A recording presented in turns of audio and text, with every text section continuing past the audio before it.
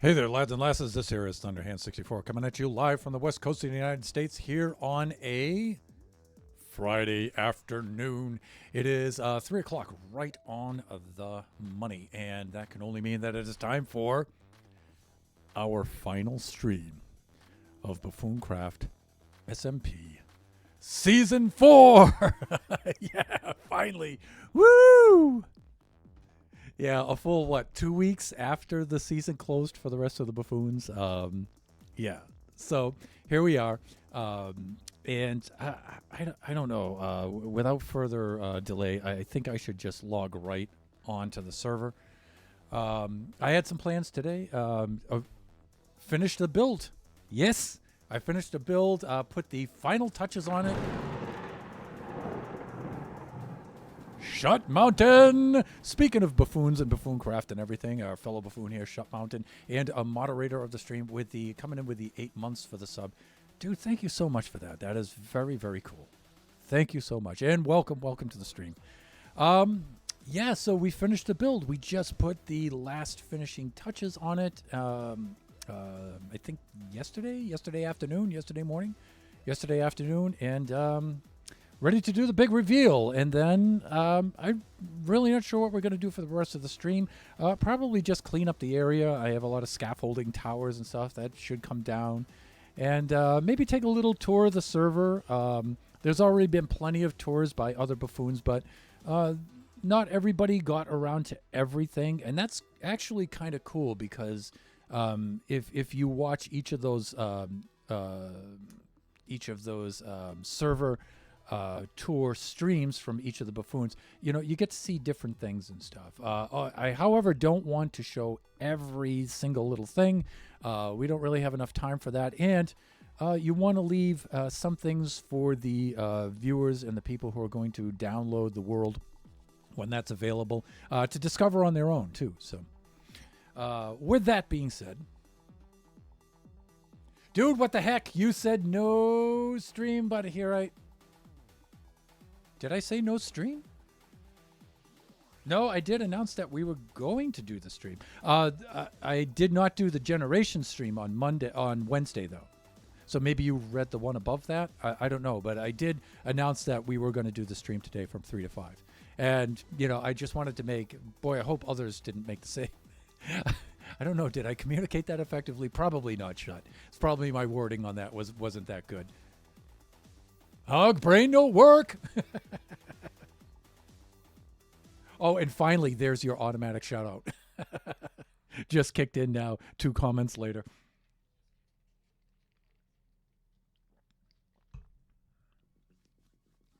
That's okay, sir. That's okay. By the way, I know I've already done so in the Buffooncraft private Discord, but happy belated birthday, my friend. I'm hoping you're enjoying your a long birthday weekend. In fact, if I'm not mistaken, there's you're off for like the next 10 days, I believe, right? Too Tall, woo! Hey, welcome. Too Tall, how are you doing? I hope you're doing amazing today.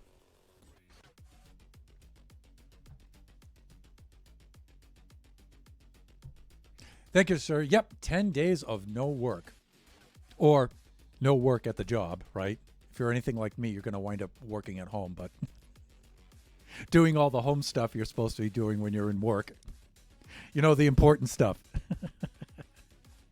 Too Tall, I am doing well today. Hope is all well with you. Yeah, things could not be better with me right now, actually. I'm glad to hear that you're doing well. I'm really excited because I finished the build and I am very, very, very, very satisfied with the way that it came out. And I can't wait to show you guys. Also, we have a couple other things that are coming down too. Our Taiwan trip to go see Mrs. Thunderhand's family. We'll be leaving Sunday night, very early Monday morning for that. And I'll be gone for 2 weeks. The rest of the family will be gone. Well, most of the family will be gone for the month.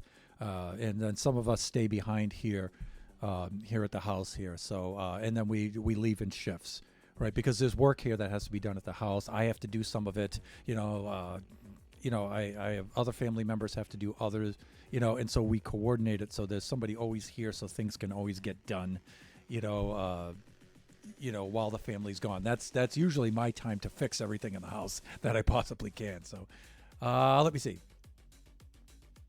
I think without we're going to be spending quite amount of time hanging out in the server and stuff and doing things. I've got a full 2 hours. That's my plan. It's not going to really take that long to show you guys the build, and I'm probably going to do that a few times throughout the stream as people come in and out and stuff like that. I'll return to it and show it off again. But just remember, for those of you who weren't able to make it to the stream today, that the VOD will be up on the Twitch channel for the next 14 days. It'll expire after that, but I save all of the Twitch stream VODs to our YouTube channel. That's Thunderhand 64_gaming2, and they're up there for all time, so you can always check that stuff out. What? No whiteboard? The whiteboard's back there. It's I just cleaned it the other day. But I'm not going to promise no whiteboard too tall. So be ready for that stuff. That may happen. That's always a possibility. There's always a possibility for math in a Thunderhand stream. So just putting that disclaimer out there. I'll try not to make it hurt too much. Okay, let's switch over. Let me log on first.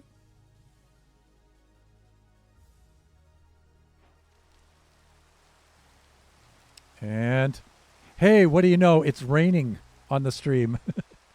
On the server right now. Let me switch over to the display. I'm just adjusting my volumes here. Yeah, I think that's pretty good right there. And let's switch over to the display.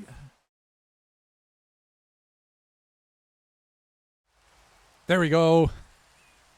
And once more in the Buffooncraft server, standing in the rain. All right, let's put on some shaders.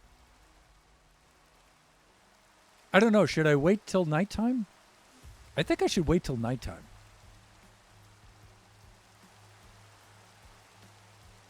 I really think I should wait till nighttime. Typical Thunder, always rains.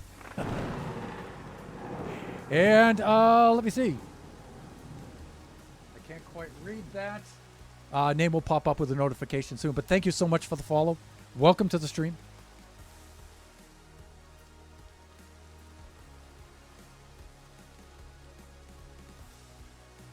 This is one of those things where it's probably broad daylight right now. Well, not broad daylight, but it's daytime right now, and it's going to be quite a while before I can sleep and dispel this rain. I could just type in, because I do have the Buffooncraft map on my Generation server. That's how I'm able to do this at all. I don't want to mess up the timestamps and everything. I don't think that stuff is going to stay the same, the day count and stuff like that, once I pass the map back to Chris and Nova. Oh, thank you so much for the follow. Thank you. Greatly appreciate it. I got to make the text on that a little bit bigger so I can read. But thank you so much for the follow, and welcome to the stream. But I got to do my Michael Jackson moonwalk here. Doom, doom. Billie Jean is not my love. I should be crouching when I do that. There we go. There we go. And right now, I'm just getting out of range. Smash my face into the ground. Right now, I'm just getting out of the range of the build so I don't reveal it too quickly. Zen Sanity has redeemed Kachi third person sleep. You know what? I think I can do that.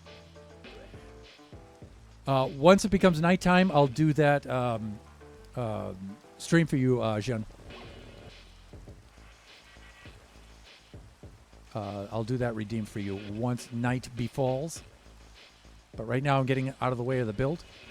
And I'm just walking backwards here on the magnificent road that was built mostly, I would say, by Shut Mountain and Kai Lady. I did some work on the road at this end. And then K46 Sleepwalker, affectionately known as Corny here on the map, did quite a bit of the other parts of it as well. There's a pothole there that needs to be fixed. As a taxpayer on this server and realm, I demand that my tax money be spent on that. There we go. Now I'm out of render distance now. I think I'm in good shape. There we go. And I'll just wait for night to befall, and I can do the Kachi third-person sleep for the redeem.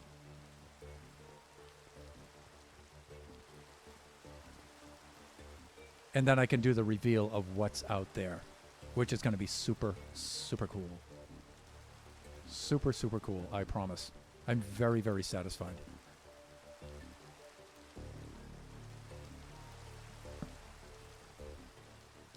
Yeah, not nighttime yet. Not nighttime yet. Bad timing to start on the server, but I can hang out. I can talk to you guys for a little bit here while I'm waiting for that. And hopefully I won't be attacked by mobs. And especially lose my Elytra, because I want to keep that for the world download. I don't want to lose any gear at this point. Armed and ready to fight. Yes, ready to go there.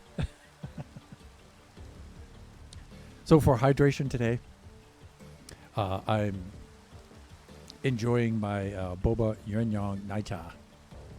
Good stuff. So coffee milk tea with boba. It's my favorite kind, which is sadly very, very hard to find in Taiwan right now. Much easier to find in the U.S. I put all mine away in the armory hangar, which I saw, by the way. I was down that way today while I was getting some resources, and I saw your armory hangar. It's very, very cool. So at the end of the stream, I'll be putting my stuff away. So, okay, it looks pretty dark. I think I can do the sleeping thing right now. So I'm going to do Kachi third-person sleep in the rain. Okay, so my young son Kachi does this weird thing when he sleeps. He likes to watch himself while he sleeps, which is really weird. But it has this kind of effect. Let me do that. Let me see what's going on with this. Why can I not? There it is. I didn't get the head quite turned over there, but that's the way he does it. So when he does it just right, you get the head angled in the right direction.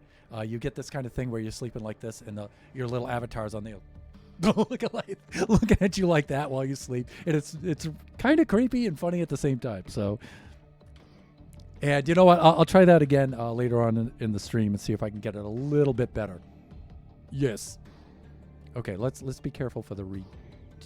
So for the read. Uh-oh. Is that a skelly back there?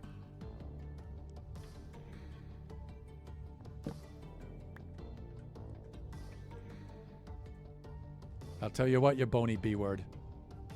You'd best stay back there if you know what's good for you. I'm just saying. I'm just saying. You calcified cretin. All right, let's do this. And how do I want to do this?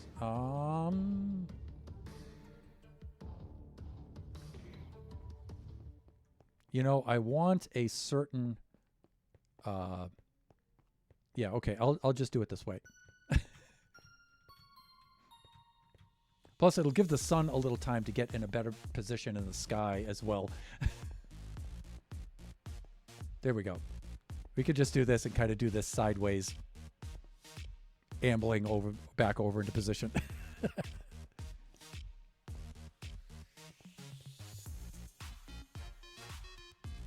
Yes, sir! That's so silly. Yes, indeed it is. We missed you in the Discord last night. We all had a drink together for my birthday. Oh, I should have done that.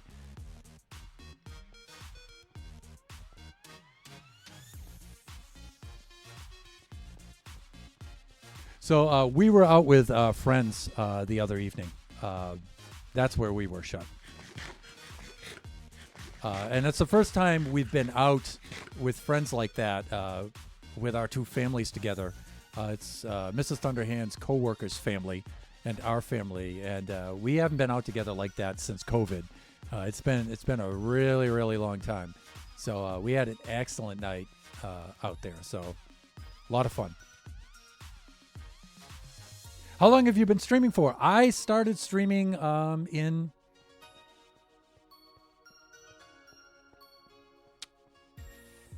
in 2020, I believe.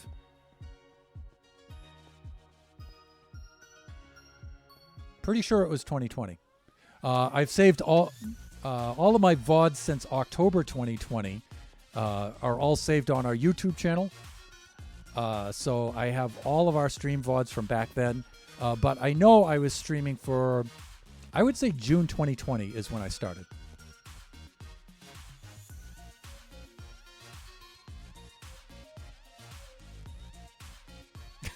Shut Mountain. Yeah, for like 17 minutes. Shut. Oh, nice. Well, I hope it was a great time. Yes, it certainly was, sir.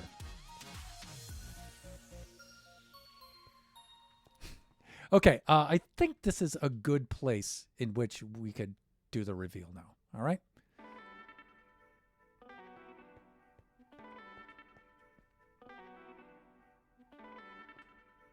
There we go, people. And I will tell you guys right now that is simply the most difficult thing I have ever done in Minecraft. That was so hard to do. That was so hard to do.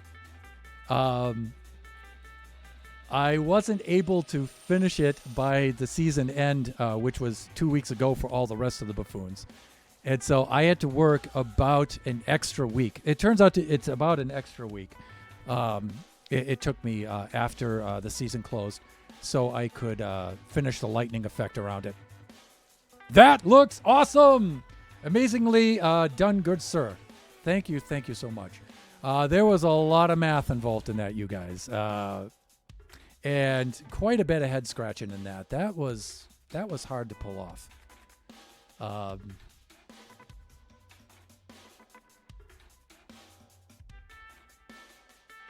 Cogirl05, happy birthday, Shut Mountain. And again, thank you for the new follows. I really, really appreciate that. And so, yeah, this is what... now, I know I went over the season limit by 1 week. But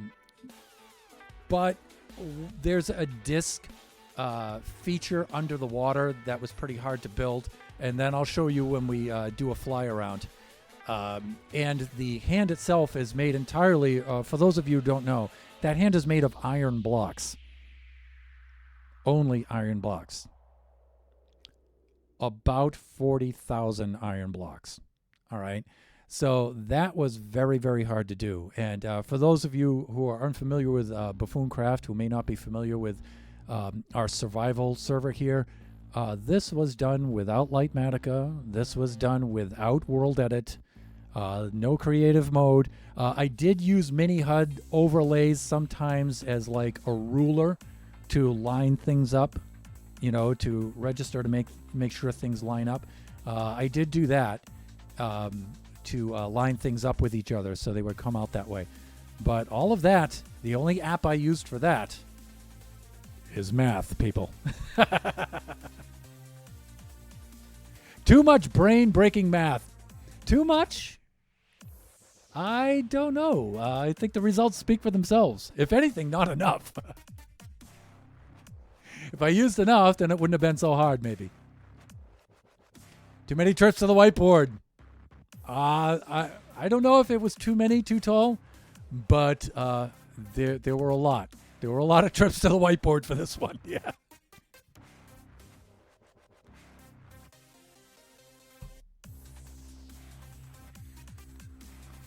To be able to get those lightning arcs in the 60 and then the 120 degree planes, that took some head scratching. That certainly did. That was not easy at all. I did come about a way of thinking about the scaling and some of the projective geometry I needed to do to take it from that 0 degree XZ plane and to pitch it the 60 degrees and then the 120. And what I did is I did the same pattern for those horizontal arcs, and I just projected them up to the 60 and the 120 degree planes. I tried to just do it by spamming blocks, but it was just too hard to do that way, and it just looked awful. The frog lights, I used Verdant frog lights, of which Shut Mountain, you are the man for that. Thank you so much. Spent many an hour AFKing at Shut's frog light farm for that, and without just trying to spam blocks, it just looked like just blobs of crap hanging off of the tracks up there, you know. So, yeah, it was difficult to do, but I did come about a way of getting around that, and I only came about that way about maybe 5 days ago. So, what's the significance of the bass clef symbol?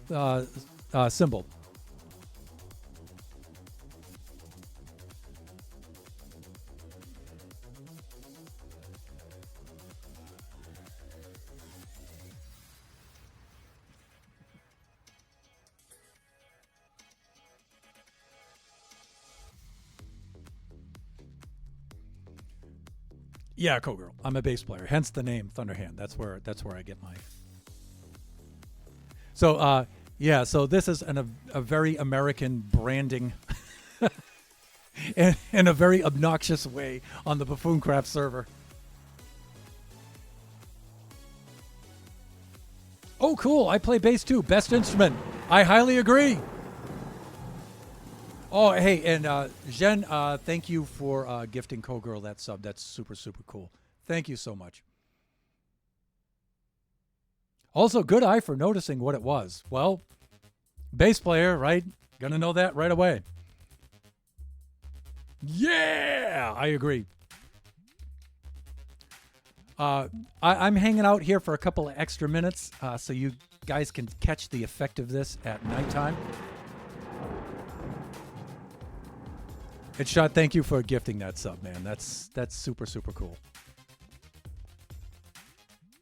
Like I said, I'm waiting for that sun to set so you guys can see the effect of this at nighttime. And then I'll start to fly around. I'll do a quick sleep and then give you guys some details and stuff, because there's stuff in the back of this too that's also pretty cool. Let's see what I have on me for gear. Yeah, okay, I'm doing good. All right.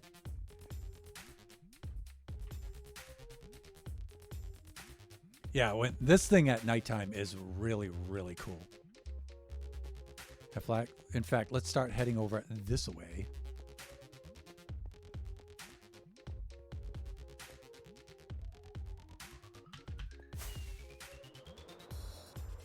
There's my base camp down below.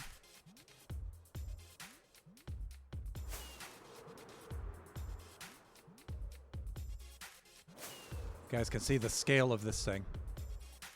Yeah, it's pretty big. Let me loop around from the back here so you guys can see the back of the logo from there.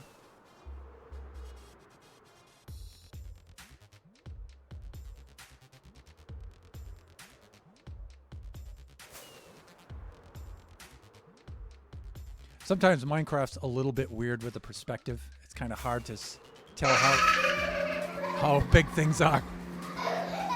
With the Kachi laugh. Of course, that's my favorite laugh in the entire world. That's my young son Kachi when he was a little dude. Now he's not a little dude at all. He's gigantic. And his voice is about 4 octaves lower than that now. But yeah, you can see the effect I was going for is to get the lightning to come off of the logo and then around and then to power the portal in each one of those planes. right? And so then it comes down over here, goes down behind the hand, and comes up there. And so that was the idea. It may look like this is incomplete, but I actually decided not to put the lightning effect here, because I didn't want to obscure the logo of the hand, right? And so I just left the white glass in there like an ionized EM field line right there and stuff. And I just kept that like that. And the same here where they all converge in this spot.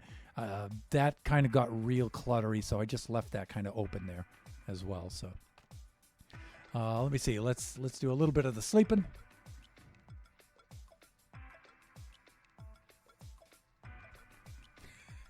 Then, of course, with the emotes.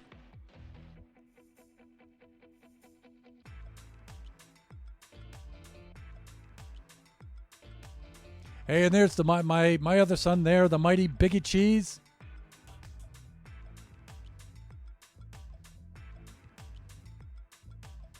Welcome to the stream, son. Let me see. Would like to give a big shout out to all the first time chatters, as well as new followers. Y'all what keep Thunder happy. Yes. Shut Mountain redeemed with his Kati laugh. Yes, that was fun. Hand looks crazy with shaders. You got it, son.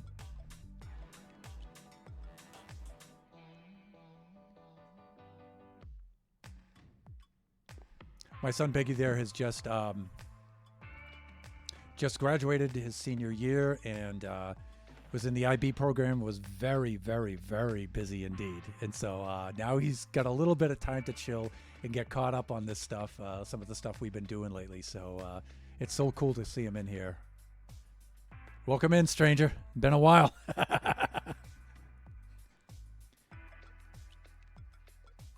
You missed the Bastion faceplant sleep, though. That's my other son, Kachi, but we'll probably get some more of those requests for that redeem throughout the stream. So,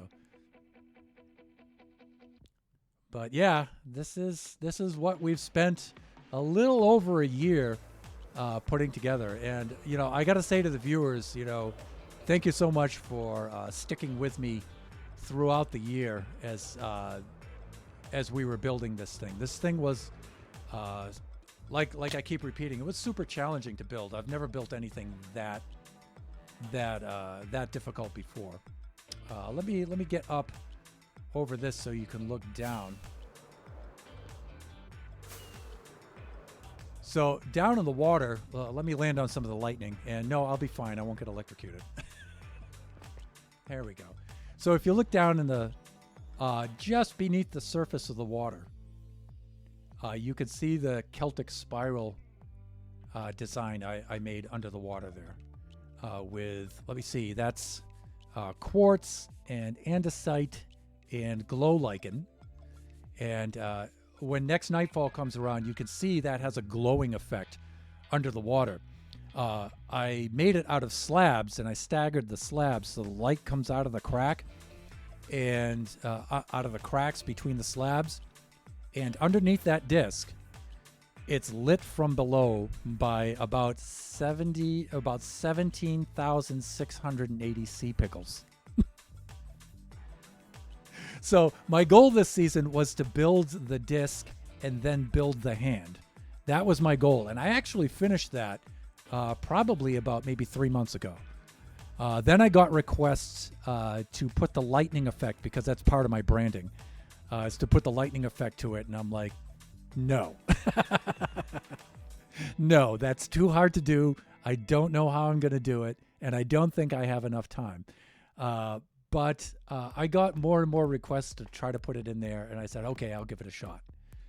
That was the hardest part of the build, is to do this lightning effect. That was really, really hard to do. One of the things I like about the shader effect is when the sun shines through the portal, it gives the purple glow behind it. In fact, if we wait a few more minutes, the purple glow will shine onto the iron, and it looks really, really cool.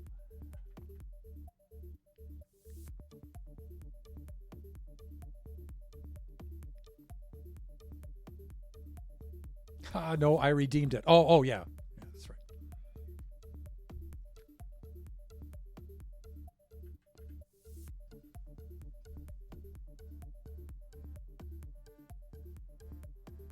Oh, yeah, yeah. I see that shot way up there.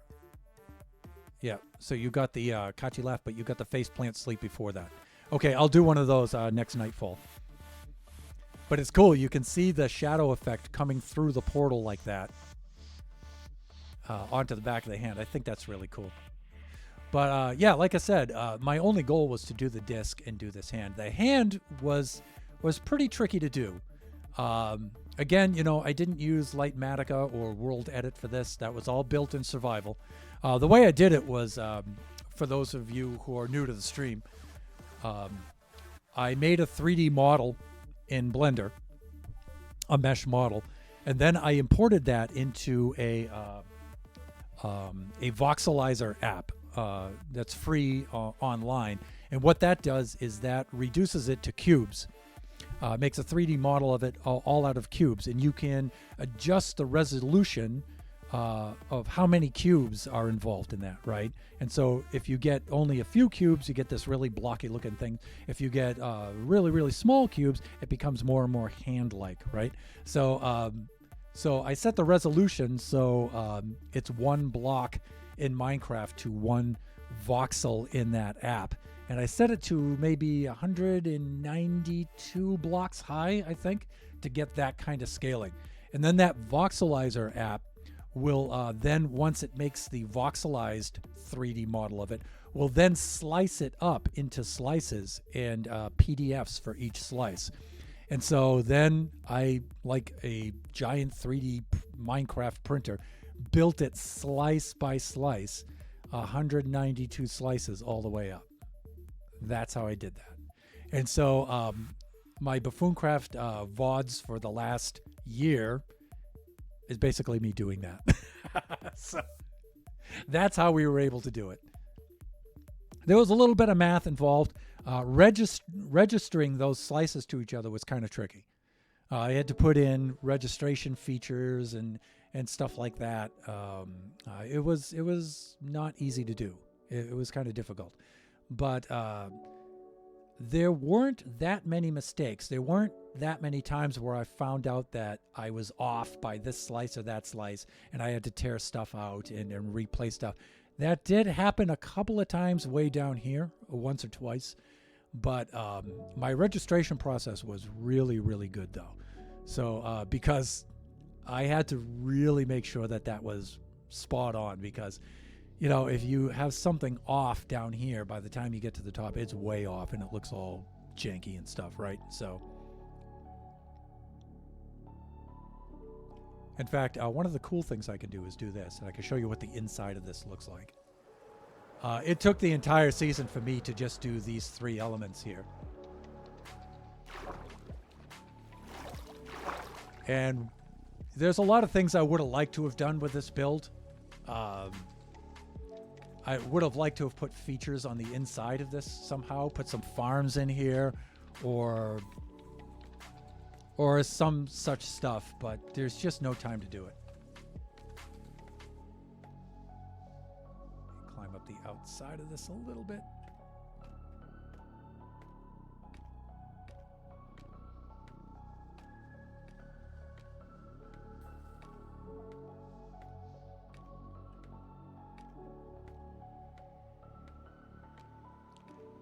You know, there are so many things to do with a build like this, you know, that you have to cut yourself off at some point.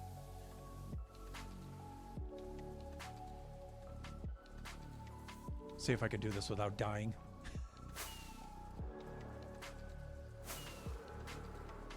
Whoa! All right, that's not too bad. But you got to look out for mobs. I have this pretty well lit, but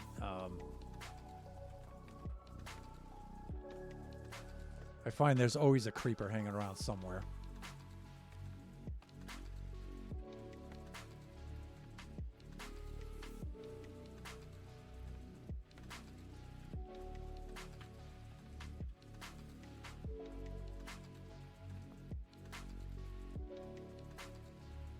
These are some of the topmost features.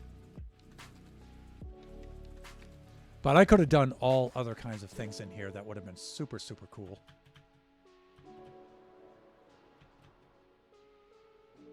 But, you know, there's just not enough time. the scope is of a build like this is just too big.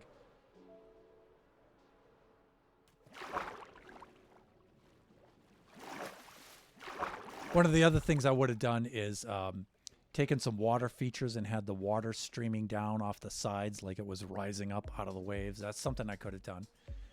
Fellow Buffoon Princess Nebula and I were talking about a way of placing water on top of water blocks like that, using solid blocks and then removing them to make wave-like features rolling out around the disc. And arcs of water like that would have been really cool. So there's all kinds of other things that we could have done. We could have done with the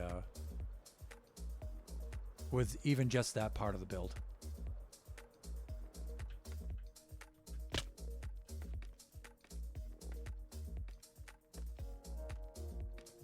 It's almost nightfall, and I'll do your Bastion faceplant sleep. In fact, as I get ready for that, I should take some gear out of my inventory just to make sure. Hey, Flying Pillager.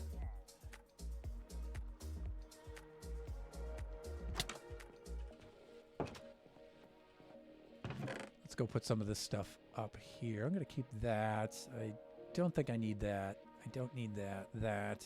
I'll keep the food. Don't need the shovel. Don't need the extra pickaxe, just in case we run into mobs. We'll do that. Okay, and let's do this. Okay, nighttime it is. Let me see. Let's try this.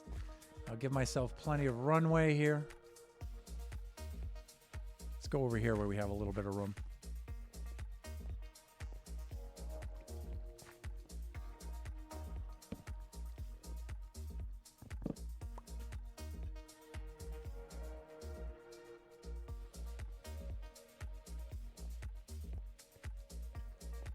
Try this right about here. I've never tried this with shaders on before. It should be okay. Should be being the key word.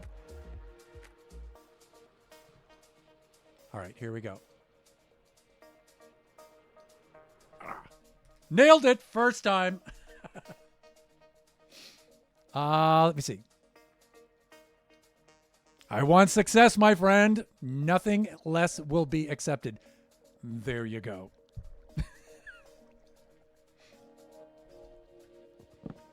And I haven't done that redeem in quite a while, too. So that's what I'm talking about. Well done.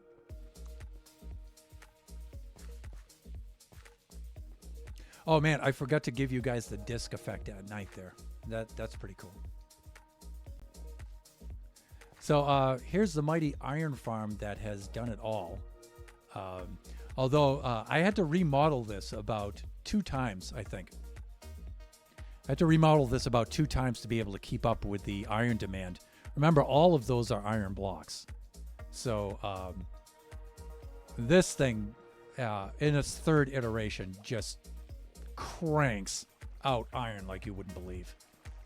At the beginning, though, I only had a 1-module farm, and I knew I needed to expand it, but I actually wound up going with a nice odd-sized or odd configuration of 3 modules for this. And, you know, I could have done a nice even 4, but I thought 3 was a cool way to do it, just because you don't see typically too many of those. But I got this thing tweaked down just right. So at the beginning, I had my iron farm. I was borrowing heavily from Shut Mountain's iron farm, K46 Sleepwalkers, and a little bit from Nova and Chris's farm too, right at the beginning until I got this thing like tweaked out perfectly. So I learned a lot about iron farms this season. And so all of their parameters and stuff, I learned all of that stuff. So you see up there, I have Flying Pillager is parked up there. So it's one of those kind of farms where I use a Pillager for the 15 block. Is it 15 or is it 24? I think it's 15, if I remember correctly. Scare range of this thing. And he just circles around on this track. And as he circles, he gets close to those villagers up there. They get scared. They spawn an iron golem. He drops down into here. You guys know how these work, right? And then as he swings over to that module, he's out of range of this one. So these guys get a break. They get to sleep. And then those guys spawn one. These guys spawn one. And it just keeps going round and round like that. Then when you want to shut off the farm, you just toggle the track. So he goes in there and he parks out of range. And they stop producing the iron golems. So down here we have his backup. Choo Choo Charles! Hey there, dude. That's Choo Choo Charles, Flying Pillager's backup. Just in case something untoward happens to Flying Pillager. And I'll let you guys in on something untoward has happened to Flying Pillager several times. Yeah, it's a quite dangerous occupation being up there. I think you can see lightning has taken him out a number of times.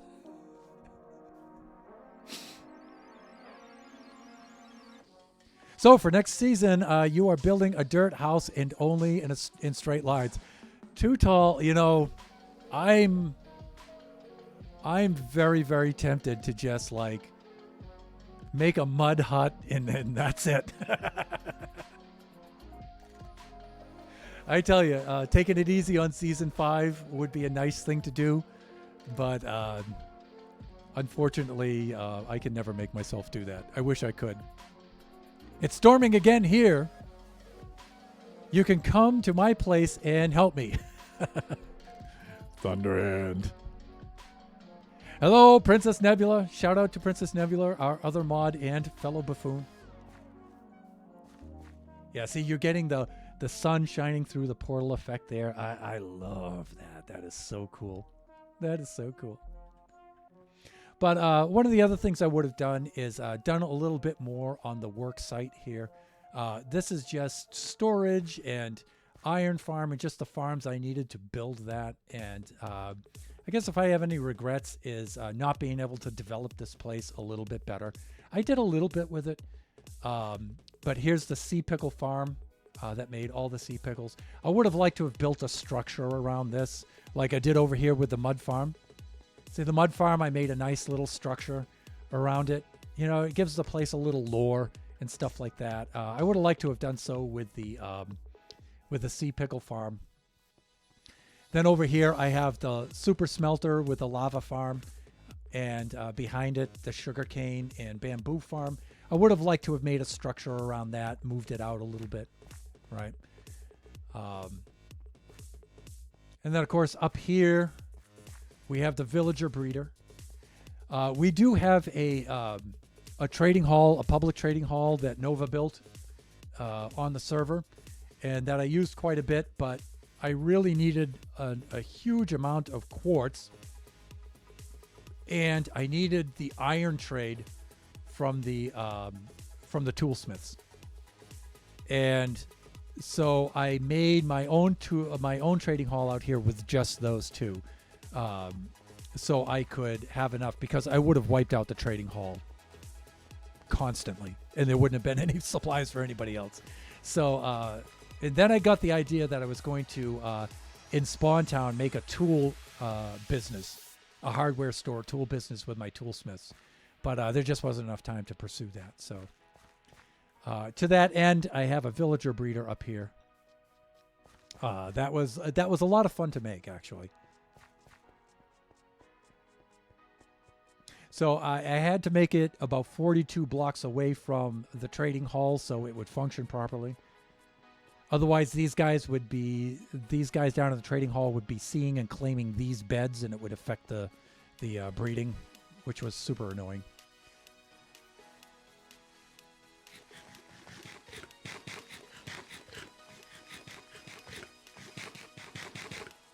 And so what I would do is I would hit the water, and it would flush these guys forward, and a minecart would eject out of here and grab the nearest one to the glass. And then I had the tracks going right down to the trading hall. It would ship them right down to there. So let me show you guys how this works here. Let's see if I have enough carrots loaded. I think I do. Yeah, here they go. It's raining carrots. This thing is so obscene. So I set up a redstone clock on that. It ejects just the right amount of carrots, and there's the hearts, people. Then out come the little villagers. The little poop and schmerts. There he is down there. This thing is super, super productive, by the way. I think this is the best villager breeder I've ever built. And then you hit the water. Water will come and flush them all forward up against the glass. Then you hit the mine carts. It'll eject a mine cart, and it'll just grab one of them and bring them down. So this thing was a lot of fun to make. It's a little tricky with the redstone, but it's not too bad. The math for the timing on this is pretty easy. Nice linear equation, right? You just keep the carrots supplied there. There's extra carrots here, ready to go. Redstone's down below here.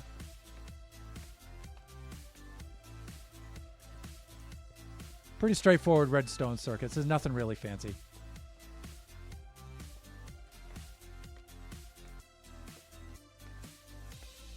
A lot of fun to build, though. Oh, went up a little too high. There we are. Hey there, little dude.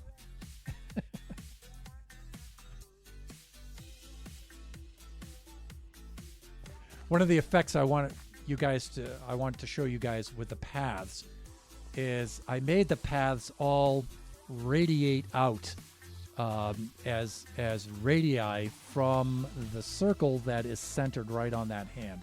It's easier just to show you guys than it is to try to describe it. But if you're up here,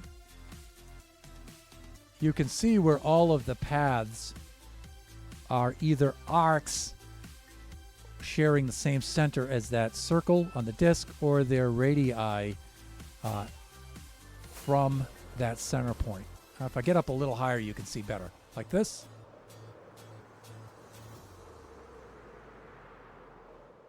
All right, so that took a little geometry to do.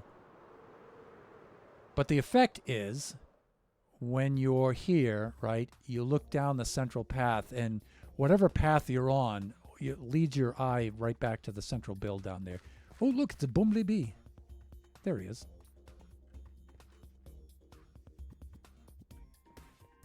It's getting to be nightfall. Let's head on up to here.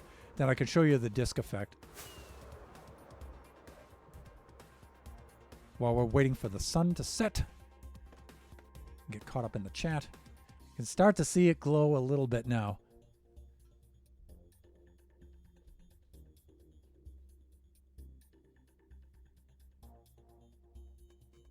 That is so cool looking. Thank you. Thank you, Nibs. Thank you. So again, lit from below by about 17,000, almost 18,000 sea pickles. But this is one of those features that actually looks a little bit better without the shaders on.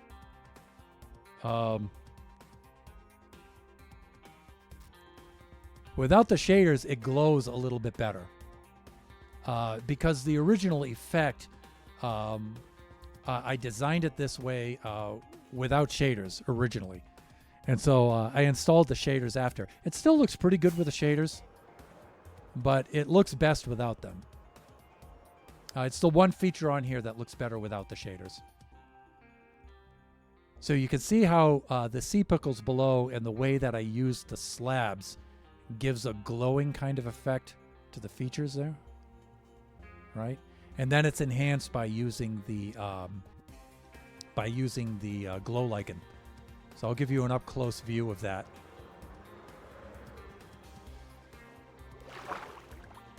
So you can see the glow lichen, and I left some of these openings here. You can see some of the sea pickles from down below. And this is going to hurt your mind.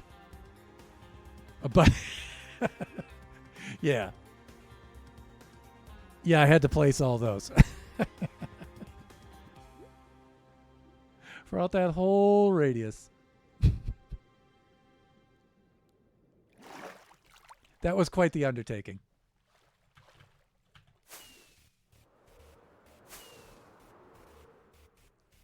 But again, you can see with the shaders on, it still looks pretty good with the shaders on.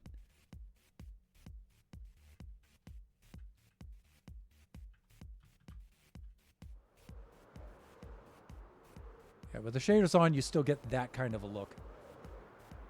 Still pretty cool. You still get the glowing effect. It's just the colors are a little more subdued. It's cool getting the reflections off the water, though.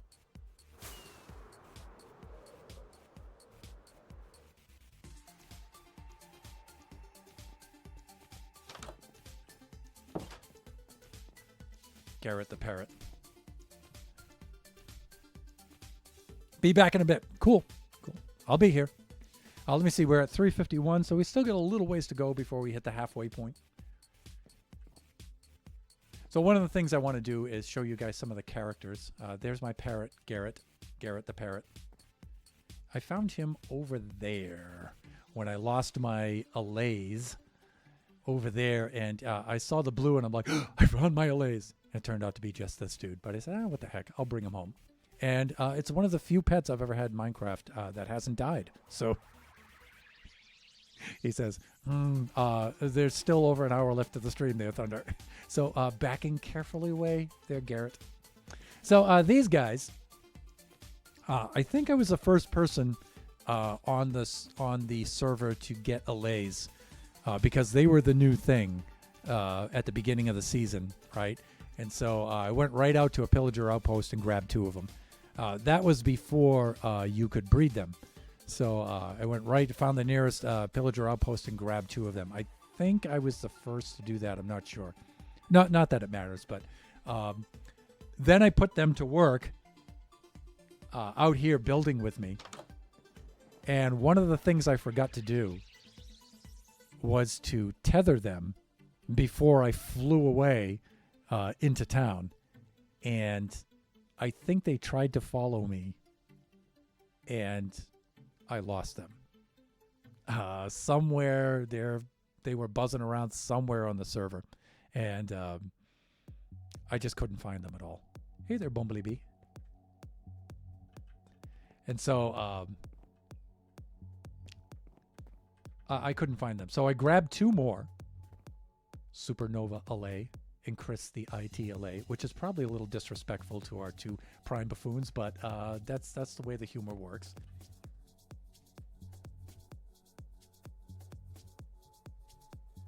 Try to untangle my cord here. Here we go. And yeah, so I got 2 more. And did that guy just... Or was he there to begin with? No, he's new. Okay. Anyways, so I lost these guys. So I grabbed 2 more, and I stuck them safely here in the boats to keep them in here. But to be honest with you, I haven't really used them because, God, they're just so hard to manage. Maybe I'm not doing it right or whatnot, but I know with the note block and stuff like that, but I didn't really use them too much this season. Then when I was out flying around, I forget what I was doing. But I landed way out in the bay over there somewhere, and I landed on an island temporarily. I think I was looking for vines, and because there's a jungle out there and stuff, and I came around and I landed on an island out there, and I heard the noise of blocks being dropped, and I turned around, and I found one of my original 2 dudes. I can't find the other one. I still don't know where he is, but one of the original 2 that I lost, or he found me, actually, and it was so cool. I'm like... my long lost friend. So I grabbed a lead and I brought him back and I parked him in the boat. But I don't know where his brother slash sister is. They could be out there, probably somewhere in the sky at build height, still looking for me. I don't know. Hello, I've got your block for you. I don't know. I don't know where they are, but I haven't found the second one. But I did find the first one. In that long tradition of losing mobs and then finding them again. Right around October in Spawn Town, and we'll go to Spawn Town a little bit later, we had a thunder storm out there, and we had a lightning strike that resulted in a trap horse, and one of the buffoons had triggered the trap horse. He was triggered, and one of the skeleton horses remained, and nobody claimed it. And since, dude, why are you following me everywhere? I don't have flowers. I mean, I don't object. I'm just curious. That's usually not in your best interest of self-preservation. Just saying. But anyways, yeah, nobody claimed the skeleton horse. So I said, oh, I'll take him home. So I saddled him up and rode him home. And I named him Samhain, which is the Celtic analog to Halloween, the origin for Halloween, actually. And I had a lot of fun with him throughout the season, riding him into town on the roads that we had built and stuff. But then I decided to take a shortcut using a portal to try to get home, and he suffocated and died in the portal, which is why I typically don't keep pets in Minecraft, because they always die. But a few weeks ago, while I was working feverishly trying to do this lightning effect, there was a thunderstorm and there was a lightning strike, and the lightning struck the water right at the disc and evidently made a trap horse right there. And it was really cool. So I went and I triggered it and I did the raid. And so not only did I get my good friend Samhain back over here, not only did I get Samhain back, but I recovered a friend for him too, Belchanya. So I'm so happy. I got my pal back. Dude! We'll take a ride into town later, and hopefully I don't kill you on the ride in. So, I don't know. If we have a lot of extra time, I might build a little stable for them back here. We might do that. It depends on how much time we have in the stream. But I really don't want to be building stuff right now. I feel like I've kind of built everything that I want to build here, and I want to kind of wrap things up. If anything, I would make like a stable for them right here, right on the road. But, these are just the friends and stuff that we've made along the way and things we've done along the season. Bumblebee, what are you doing there? I guess we've just made another friend there. One of the things that helped with the glow lichen down there, and the sea pickles, by the way, was this little feature right over here.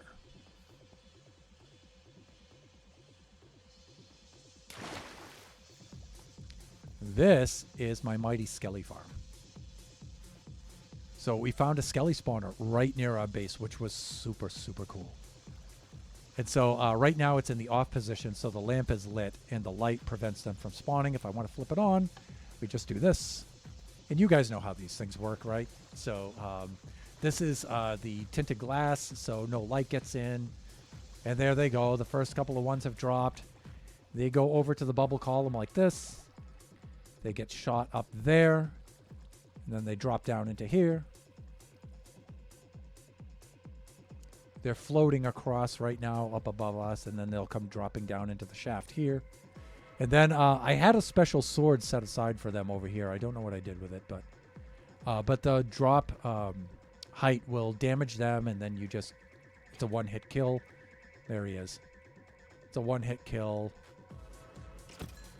And then under this, I have the hoppers. So the hoppers can suck the items right through the mud blocks. It's really cool. The reason why I have this is I can either do this and get the XP, or I can flip this, and then the height damages them, and you can get just the bone meal, right? The drop alone kills them, and then they're... so it has two modes, right? It has an XP mode and then just a bone meal mode. And then, of course, it goes up here into a sorter, and yeah, you guys... And here's the incinerator for the overflow items. You guys know how this works, right? So this was a lot of fun to build. I probably did a little overkill with this thing, but I like these things. These things are fun.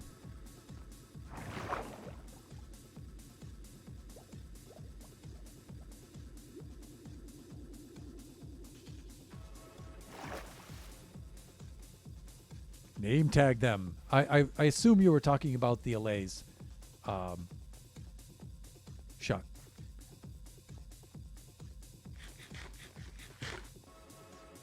And I did have them name tagged, but, like I said, I flew off and they tried to follow me, and I had no idea where they went. And that was kind of dumb of me. Let me see. Inside of the trading hall, I really like the way that this came out. This is a nice, sleek, and really open design. The ceiling may be a little low for this, but I really like how sleek this came out. The levers for these guys, I hid down there with a little bit of redstone to drop them down, and then you can see the zomboids. I have them blocked up at the end here, but I have them in a track behind them to do the conversions, right? Those guys are down here, right? And I really like the way that this design came out. Like I said, this is really sleek. And of course, I did the Supernova Relic thing and put the barrels above them for the items. That's his kind of thing, which I totally ripped off. We're gonna get another nightfall here. We should do a little bit of sleeping.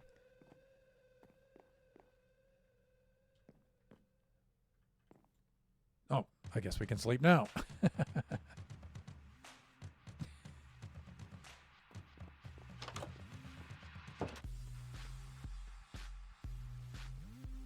So yeah, that kind of trading hall is a really, really cool design. I really like building trading halls. I'm a little slow putting them together, but and of course this side's just the identical side.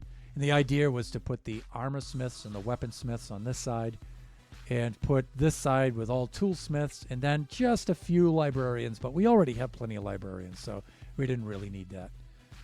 Let me see. I think we're good here. Oh, one other thing that we have over here is for our Christmas build, we needed a lot of wool and therefore a lot of string. So down here, I found a spider spawner. Really, I boated over here? Why did I do that?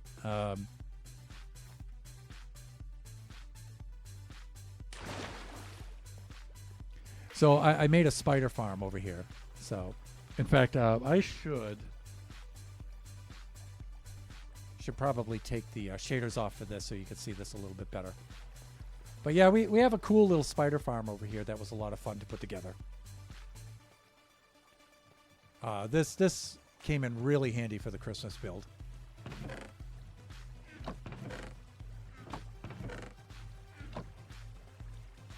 But I like building these spawner farms. These things are a lot of fun. Hey, dudes.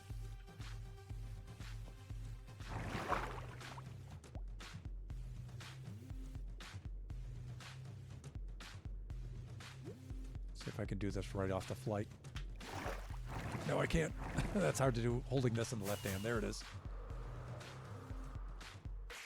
But this was a great season. This was a lot of fun. We had some excellent locations. So I pretty much took up this entire bay area. And at the beginning of the season, I was trying to decide whether I should build here or this part of it over here is also very beautiful out here. This part here, this was almost my location. Just wasn't quite big enough though. You can see the ruined portal there. But this is really beautiful out here. This whole bay area out here is nice.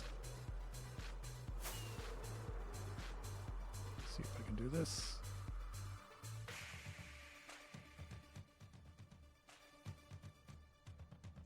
Bring that right about there, just the volume, adjust that a little bit. Yeah, we had a lot of fun putting this together. A lot of you were here, the whole time, right from the beginning. And like I said, I really appreciate you guys hanging in. A couple of things we can do as far as getting some building done. We're at 4 o'clock right now, a little bit past 4:05. That's usually the halfway point. That's where I switch into standing mode. And we could do a few things. Let's take down the scaffolding. Let's do that. And we could do a little bit of cleanup here. we can switch to standing mode here, make some minor adjustments. Let's bring the mic up right to my face there. I think camera's doing okay. Let's make a little adjustment right there. That's good. Okay, and I think one of the things we should do is we should clean up these observation towers here. Let's do that. Because at the end of this, we're logging off, and then we're passing this over to Chris and Nova for the world download. So for those of you who are going to download this, and I don't know when the world download's going to be available. I think Chris did mention it was going to be a couple of weeks. Maybe sooner. But if you would like...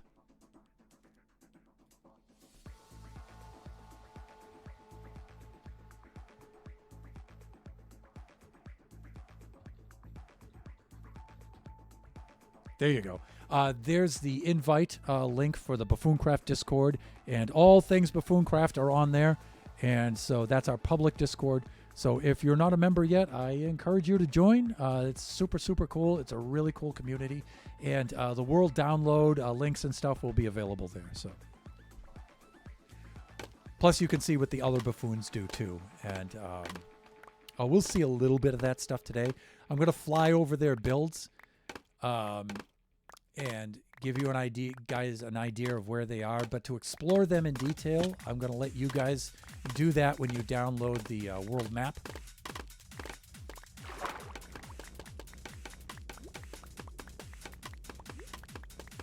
And as far as the items here, I'm not going to clean these up. I'm going to let these despawn.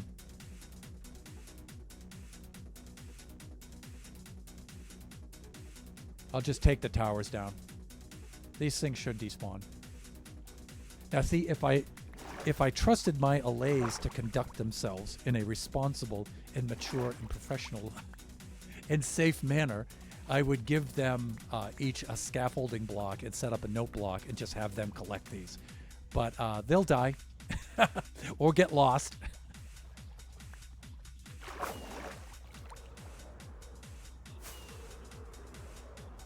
So we can do a little bit of cleanup here. We can do some of this together. Awk.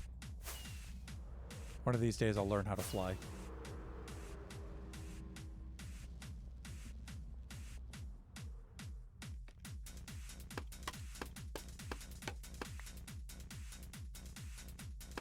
There it is.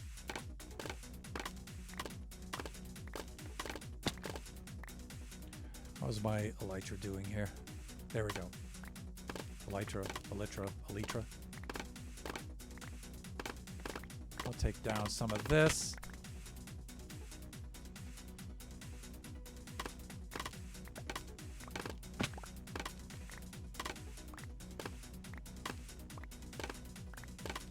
And you know, I was thinking on riding the old bone horse Samhain into town, but I think I'll fly. I'll keep him safe. And plus, you guys can get an idea of some of the builds. Some of the builds are better appreciated from above, but not entirely. The buffoons are amazing builders, and they're conscious of. Don't even think about it. Pufferfish.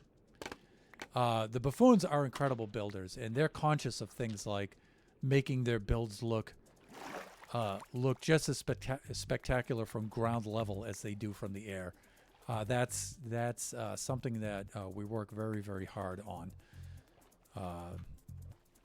Let's do this. Come on. There we go. Taking to the air. There's not many of these towers. I have a few of them around, so it's not like we're going to spend the whole remaining hour just doing this. So, here we go.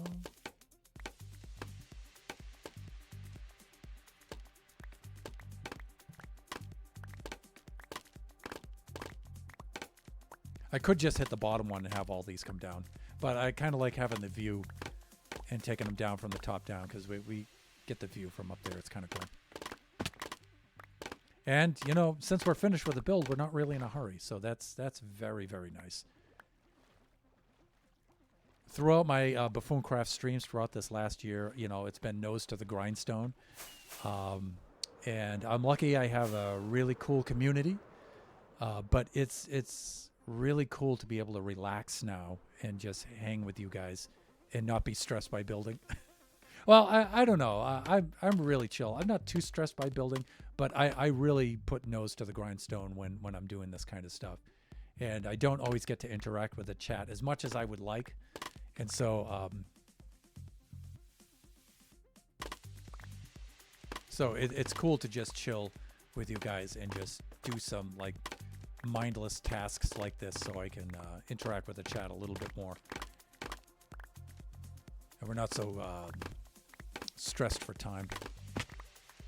Okay, this one I have to be careful with because all of this is river, well, up to there. All of this is river biome, and this place is just swarming with drowns who have tridents. So this would have made an incredible trident drown farm. At one point, I was thinking about it during the season, and I'm like, I just don't have time to do that. But to make a drown farm, this would have been the place to do it. We just got to be extra careful here. Yeah, see, already there's one on us.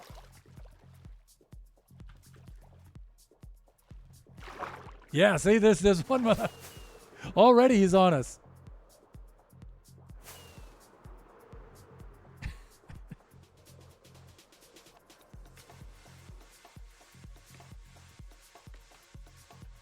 Talk.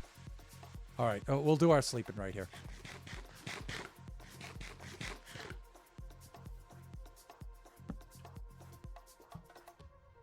Plus, I'll do a little hydration here, too.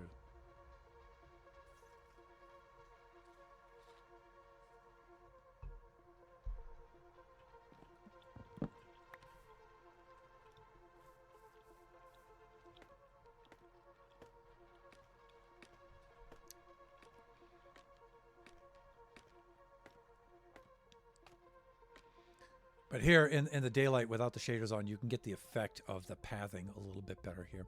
One of the things we wanted to do is my neighbor Kai, and we'll take a look at her base in a little bit, and I decided that we were going to build a canal between our two places and build a bridge over it and have the road connect them and stuff. And we laid out a lot of that stuff, but we didn't get around to finishing this season. And I was considering that. I was considering... now that I finished the lightning, maybe I ought to come here and do the canal. But you know what? If I start doing that, it's going to be like, okay, and now maybe I should work on this and I should extend that. No. At some point, you got to call it. You got to call it done, and you got to walk away from it. And you know what? You let other builders who download the world map, they can do what they want with this stuff, and then maybe post it either in the Buffooncraft Discord, or you can post it in the Buffooncraft channel on my Discord. The invite for which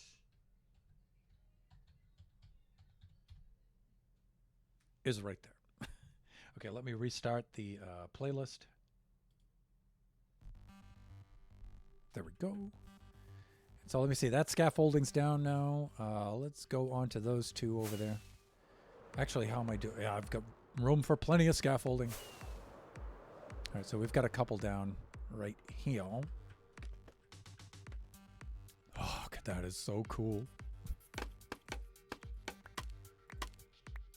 So you can see a little bit of Kai Lady's built over there, which we'll fly over and check that out, amongst other things. And then here's some of the roads that you saw me on this a little bit earlier at the beginning of the stream.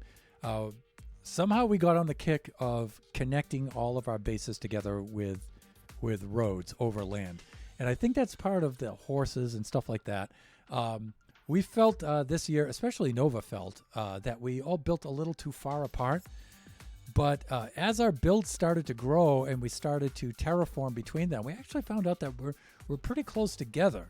And then even the builds that are in different parts of the map aren't really as far away as we thought they were. Once we started connecting them with roads, we're like, wow, we're actually pretty close. I think Shut Mountain and Corny, their bases are out that way.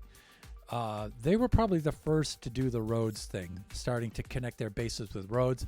I think Kai and I were the second got in on that deal, since we found out once we started knocking this stuff down and building our bases out, we're like, hey, neighbor.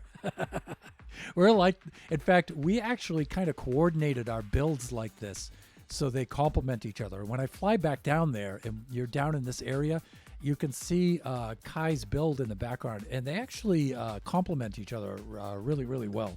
So I got to say that about Kai. She's a super, super builder. And awesome neighbor, too. Awesome neighbor. And then Nebula and Shut just went nuts with the rest of the roads out there, especially Nebula. Nebula went crazy with the roads and built the rest of the roads out there to the server. We connected up all of the bases, and it's really, really cool.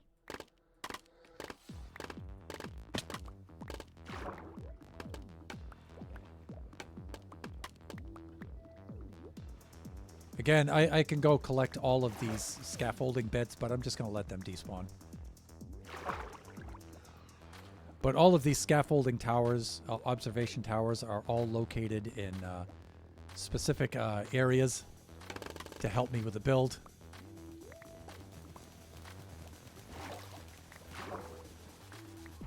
I think you guys can tell I'm getting a little impatient here.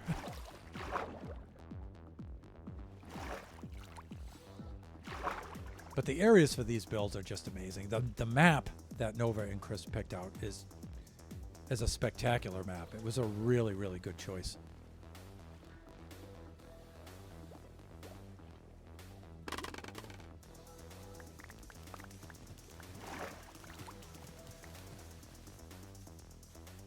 I think that's it for the towers. Let's fly around. See what we have here. Come on. Come on. Sometimes flying out of the water can be a little difficult here. There it is. All right. I think I'm good. There's only that bit over there with our trident-wielding fools. Maybe he's despawned. I don't know.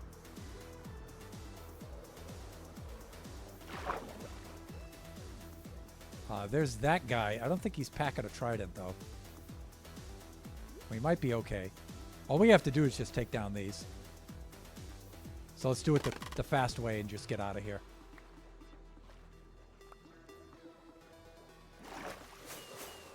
Bye-bye. Okay, let's unload this stuff.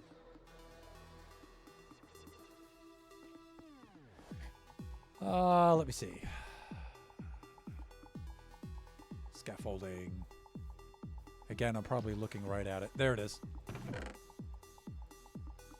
So this is one of the few times where I haven't built a redstone item sorter and a big depot with a redstone item sorter for all my things. It's mainly because I was only using a few different block types. And so I said to myself, you know what? I'm better with just a manual sorting system for this season. I'm just not using that many different items. And so, in fact, incorporating them into my house/trading hall here, for the longest time, I just had a big chest monster. I should slow down so you guys don't get motion sickness. But I had a big chest monster right here. And I had that for probably about half the season. I regret admitting a little bit. But then I had these features on the sides of this elliptical shaped, like semi-Quonset hut kind of a building. And I'm like, hey, you know what? I can make storage on the sides of this. That's how I could fill up that space. And so I organized all of this stuff in here.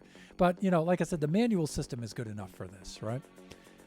In here, any storage system would not be complete without an incinerator. So this helps me so much with obsessive compulsive hoarding. Incinerator. Yep. Just get rid of it. Just get rid of it. Keep the inventory nice and clean. All right, I think I'm going to grab a little bit more food here and some more rockets. So let's do that. Then we'll go on a little bit of a tour. Food, right. And again, I don't want to show you guys every little detail. I want to leave some stuff. I want to leave some stuff for the world download for you guys to discover. All right, let me think of the route at which I want to take which I want to take here. Let me see. Let's do this kind of a loop first. The first thing I'm going to do is go over to Kai's base. She's my neighbor. Here we go. So Kai's idea was to build a facsimile, a reproduction of Las Vegas. So she built most of the main hotels right here. If any of you have been to Las Vegas, you might recognize some of these because she did such an awesome job. But here is the Bellagio. You can see she has the signs up, Bellagio right there, with the fountains, with the famous fountains up front. In fact, I'll tell you what, let's do her some justice and let's put the shaders on. You can see the lighting for the fountains there. Over here, she has the Tropicana.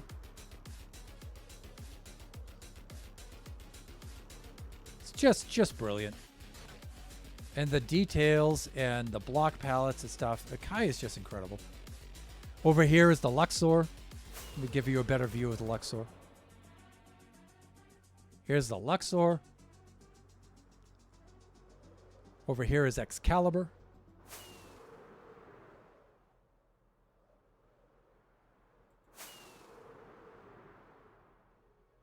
Just incredible.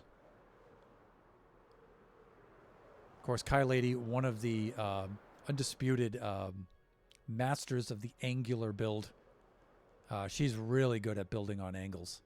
She's really got quite an eye and quite a intuition for that. But again, there are so many details to see in Kai's base. I'm going to let you guys do that. She already showed a lot of them off during her stream. Oh, good. She left a bed right here.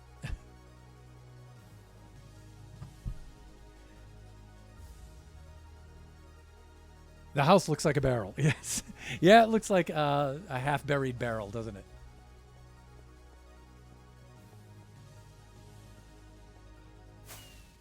Up here is the base of the mighty, the one and only Flying Villager. So he went for a Hoover Dam kind of thing. Not necessarily the Hoover Dam, but it was kind of inspired by that. Flying Villager, just an incredible builder. Again, here's with shaders on. With the atmospheric effects and the sun at that angle, it's a little bit hard to see things. So let's go like this so you guys can get an idea. He flooded this basin, by the way. It's incredible. There's his generator powering the portal. He's got a cobblestone farm over there. He's got a Pokemon-inspired build there. Satellite dish up there. He has all kinds of cool stuff here. Villager is an amazing builder. Can't say enough about him. Block palette choices, color, it's just incredible. Here's some of the dam components themselves. Up here. Again, you know, I don't want to reveal too much of the detail. I'll let you guys do that. And he's already shown a lot of it on his own stream. But again, one of the ideas was to have a waterfall come down into Kai's Vegas build and then out into the river here. Right? That's one of the things, you know, we were thinking on doing. Right? And then behind villagers build over here.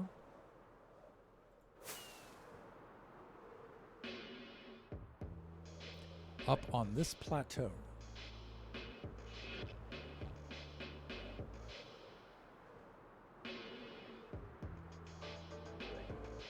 Is one of the many components of the largest build on the server.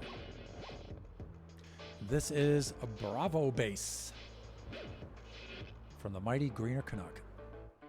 Greener had an incredible idea for a base this season. He always does cool ideas for bases. But this one I thought was particularly cool. So what Greener did was he built these baselets. He built 26 of these, all in various locations around the server. And so part of the cool thing, if you download the world map when it's available, is discovering all 26 of Greener's baselets. They're all over the place. So it's really cool. It was a super cool idea. So the cool thing about this end of our server is you've got Greener's base, Villager's base, Kai's base, and my base, and we're all kind of linked together. So we built a tunnel down here to link them up.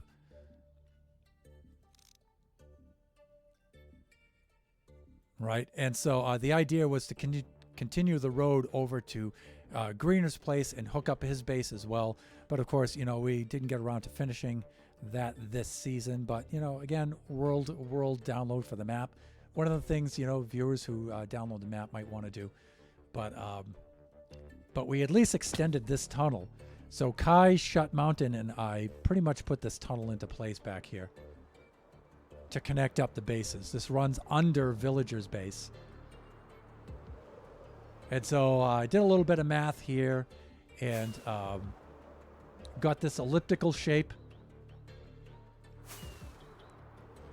out here, and then made this kind of shape where it slopes down like this. I wanted more of a modern kind of look for a tunnel because of Kai's Vegas base. I wanted it to fit in there. Then we had collapsed portions of the tunnel that show parts of the dripstone cave area. Some of the dripstone caves throughout. It was a really cool location in which to build. It was super awesome. So we left some open gaps here just specifically for that reason.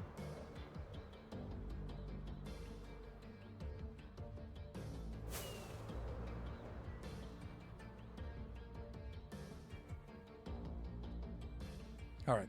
I'm going to swing. How am I doing? Wow, it's already 4:28. Wow. I'm going to go into Spawn Town and then come back and we can wrap things up. Before I do, there's one build. There's a couple of builds on the way into Spawn that I want to show you guys that I don't think were shown in some of the other tours, only because of time constraints and stuff like that.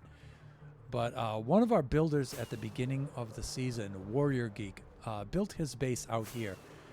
And he wasn't able to finish this season. In fact, he had to bow out about halfway through, maybe a little bit before that.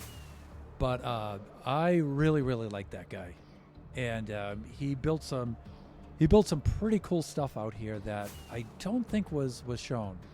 And if it was, and if you guys did show some of this, apologies.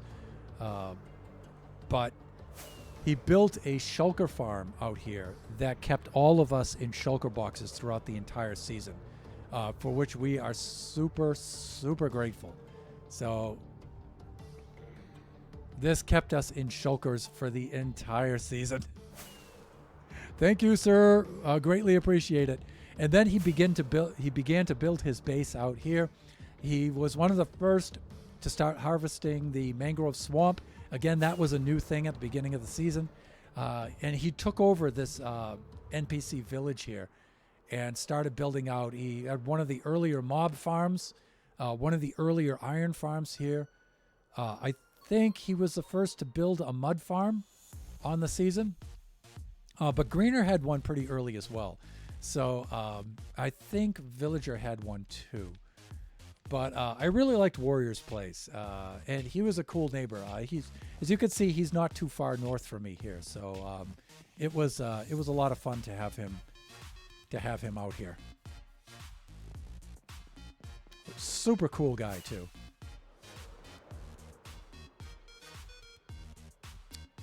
Let me see. How do I want to go through this? How about without dying? I think he disabled his portal. And his portal is linked to his farm, so I don't want to use his portal. So I think the nearest portal back is probably mine. But I think I could get to Spawn Town just by flying.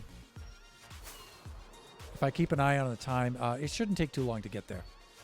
Again, we're a little bit closer than we seem. So sometimes we feel like we're really far apart, but actually we're not. I remember before we had Elytra, there's a river system between my base and Spawn Town. And so I went and opened up that river system, and I remember paddling back and forth with boats, getting over there before we had access to the Nether and the roof of the Nether and stuff. Early game stuff. Really cool. So maybe we'll come across that right over here. There's part of it right there. Yeah, so going back and forth between here and Spawn Town, following this river system here. Also, it would help guide Angel by You. Her base is over there.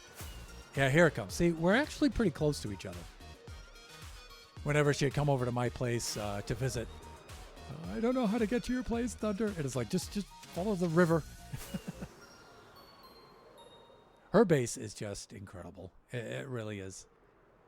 So she had built all of this roller coaster system in here, and it's just super cool. She was one of our new additions this season, one of our new joining members. This was her first season of Buffooncraft, and we had a couple of new members join this season, and all of them were very, very impressive. Incredible.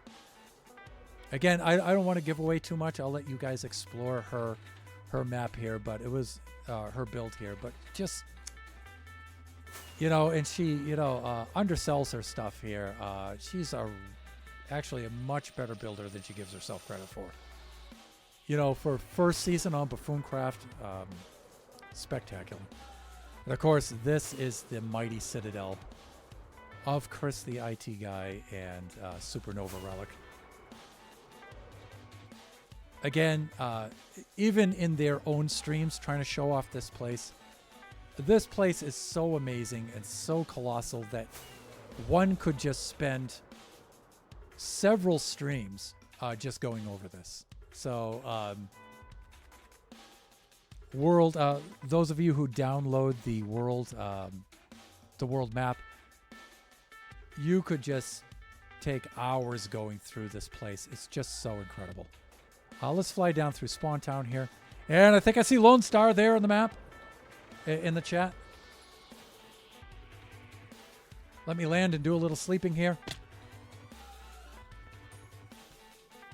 Down here in Spawn Town, Abby, a little structure from early game. Lone Star, woo! Of course, my main man there, my son Warren N out there, is saying going to head out now. Love the stream, bah. Thank you, son. So cool to see you in the chat again, man. Now that you had a little bit of time, you can relax and hang out with us. So again, some of the things we have a little regrets for this season is our Spawn Town, but at the last moment, Flying Villager came by and in the last few days of the server, and just did an incredible job building this place up. So all of these really bizarre and beautiful abstract trees, this is all his work here. This is all his work. Here's the shop that Nebs and I built, the Mangrove Mania. That was our shop over there. There's Kai's wool shop over here. Here's the welcome center that Shut and Villager built. And you can see it has maps of the all of the locations of all of the bases in the server. Gee, I wonder whose base that is. But you can see all of our bases and how to find them with coordinates and everything. Shut and Villager did just a bang-up job on that. It's just so cool. Again, this tunnel down here, Chris the IT guy built this and leads out to Shut Mountain's base and Corny's base. Up there is actually Greener's first baselet, Alpha. Super, super cool. One of the places I wanted to go to was to say hello to an old friend, and I hope that we're not going to die. In fact, you can see Shut's build is starting to come into view all the way over here from Spawn Town. So we're really not that far away. So for part of Halloween, we did a Halloween event. And we often build structures for our events.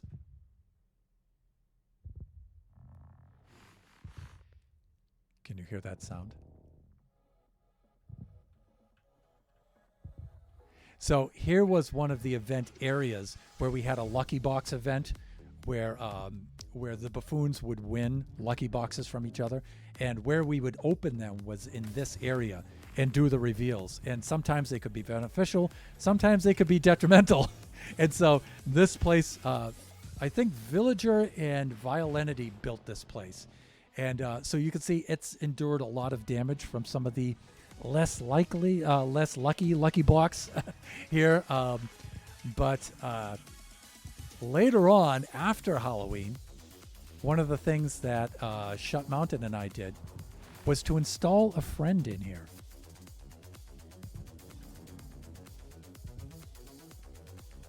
Oh my God.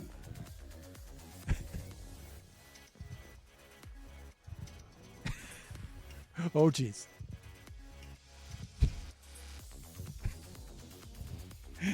So down underneath, Shut Mountain and I found an ancient city.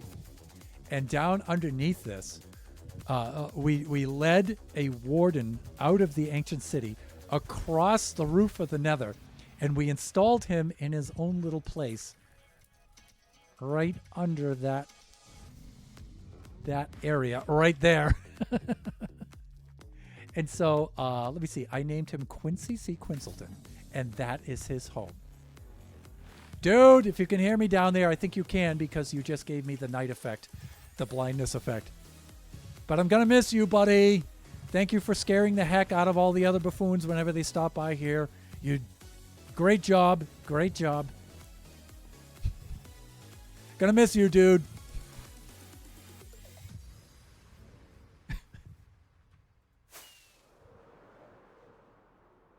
Chris and Vio made a Halloween sort of like haunted hayride trail throughout here, which was really cool. Again, I'm not going to go through it in too much detail because I would like you guys, if you're going to download the world map, then you guys can check out the details of that. But Spawn Town is turned out to be a really cool place. Again, much thanks to Villager for coming in at the last minute and doing a lot of extra decoration here over the Spawn Town too. And Chris did quite a bit as well, building the tunnel here and making some of these locations like these island structures here in the river and everything. It's just, you guys really made some, really made a difference here. And there's things for you guys to discover here and stuff. And this is where Nova parked all his stuff. Really cool. Here's our pub. There's all private jokes in this stuff, all in jokes that you guys could probably charge Creeperhead. Wow. Here's the meeting table with the dragon egg from the first dragon slaying mission that we all did together. Here's the stats poker table. This is our pub. Every Buffooncraft season has a pub. Of course. I don't know who parked their horse here. I think that was in Kai's stream. We saw that. There's the first dragon head. I believe that's the first dragon head, the official one. And of course, we hooked it up to, I think Greener might have done that. Maybe. Correct me if I'm wrong. How are you doing, Thunder? I am doing awesome, Lone Star. Thank you so much. I like what Greener did. So this is the download. That was me. Yeah, Villager. Okay, so Villager hooked us up. Flying Villager! Welcome, dude. I'm so glad you're able to stop by the stream. I don't often get to see you in here, so super, super cool.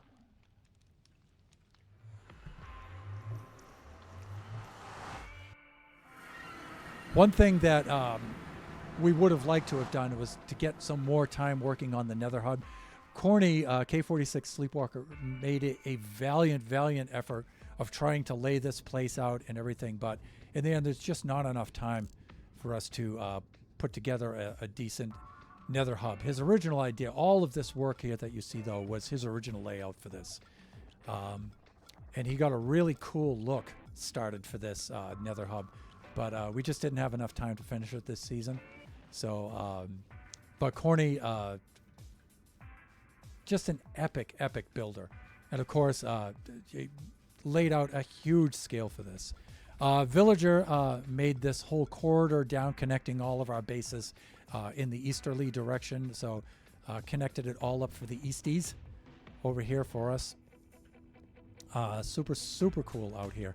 So my base, Warrior's base, Villager's base, Kai's base, that's all that way. The thing I want to show you guys, though, is actually out here. Of course, all the portals for Greener's baselets are all here. Our trading hall out here, I'll just stop in here quickly. But Nova made the trading hall out here, of course. He's just... Here's our public trading hall. No, it's just unbelievable. And of course, in superhuman effort, he probably banged this whole thing out by the first or even at the latest, the second week of the season. That was already in place. It was just shocking. We have other bases out here too. And again, you know, it's already 4:43. I'm not going to stop by all of the bases, only because of time constraints, and I want to put away all my stuff too. So,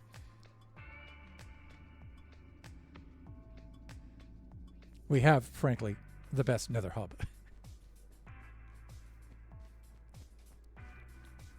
As cool as the Nether Hub is, nothing on this server, I believe, compares to what you guys are about to see next. It's, you know, we have so many spectacular builds, and I think the Buffoons really went... God, you know, we've built some amazing things in the past, but this Season 4, we really went above and beyond. We really pushed the envelope and pushed the limits on what we could build.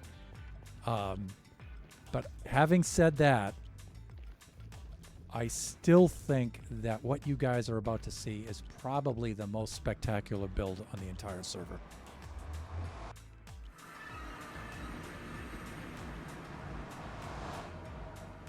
It was a great season, lots of time to get things done. I am so ready to get started on the next theme. Yeah, we were granted a lot of time this season. I feel that Season 3 was probably a little short because the attempt was to coordinate it with the updates, and the updates weren't always rolled out in the best possible manner, and so that affected Season 3, I think, for you guys. I had to bow out at the very beginning of Season 3, and so I think Season 4 was extended to sort of make up for that. Also, during Season 4, we also took a break and did about 6 weeks of the Buffoon Skies miniseries too. And so, but we were granted, and very gratefully so, a lot of time to build this season. And I think it paid off spectacularly. This has to be the most spectacular build in the entire server.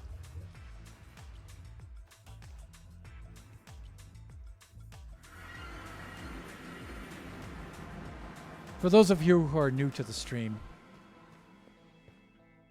be prepared. Stand back and hold on to something, because I certainly have never seen anything like this before. You've seen this in other streams and stuff, so I know some of you have already seen this, but this is the most amazing thing ever. This end build, this is mainly Nova and Flying Villager. Spaceships. Yes, your eyes do not deceive you. Those are planets, people. Those are planets. And inside those are mob farms. And again, I'm going to let you guys explore those in the world download. But you can see all 20 of the end gates are all in place. The entire end was terraformed in this absolutely insane palette.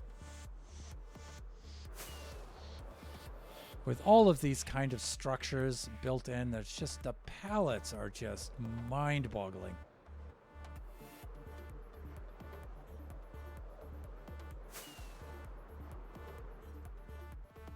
And Villager, I gotta hand it to you. With myself building out those arcs in the 60 and 120 degree planes, the only other buffoon who had tried anything like that on the server, as to my knowledge, was Flying Villager installing these rings. This is my kind of stuff, dude. Could not be more impressed.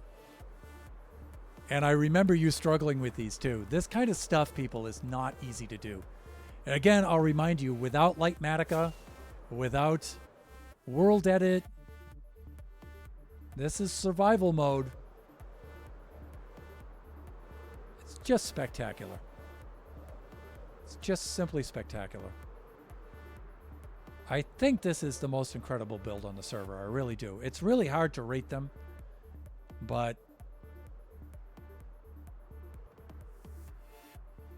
folks, this is just a whole other level. I have no idea. Not only how you guys thought of this, but how you executed it is just... And in the time span that you did is just... It's just remarkable.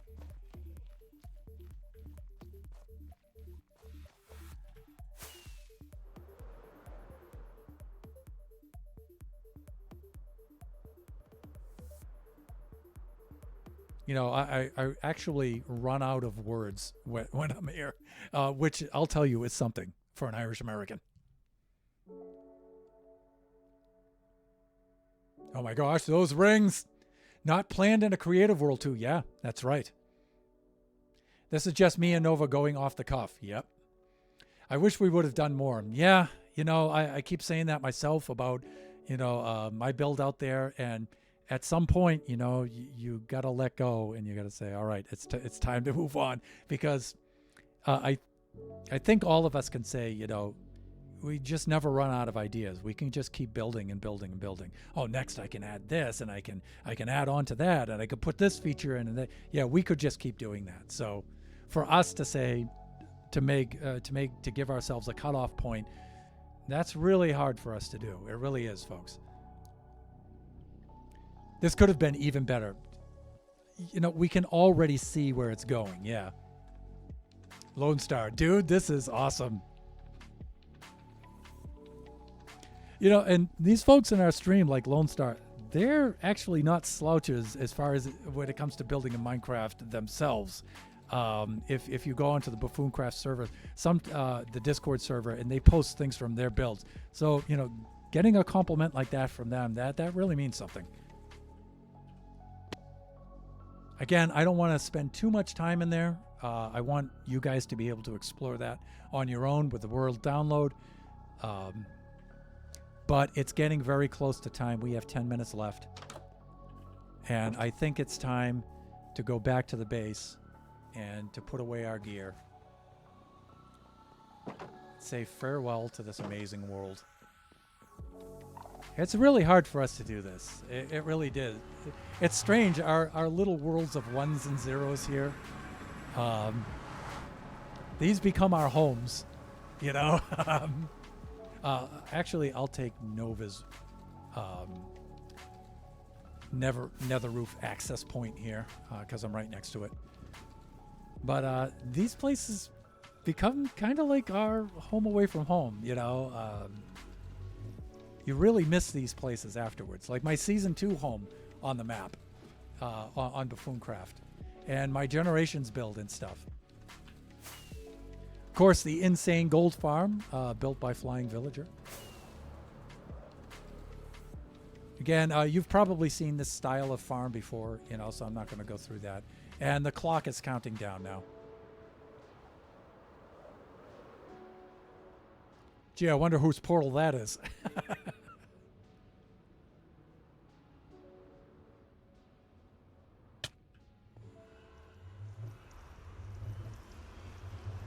I downloaded Season 3 to have a good look around.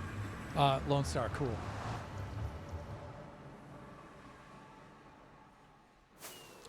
So again, let's take one last look for folks who didn't get to see the reveal at the beginning of the stream.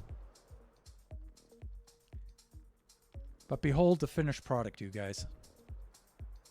Some of you have been waiting all season to see this.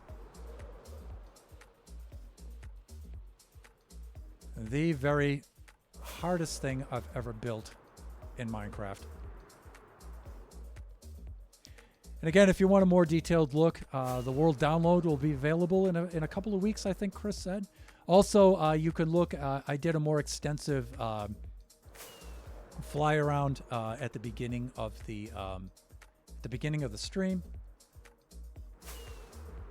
before we did the cleanup and we took the scaffolding down and stuff.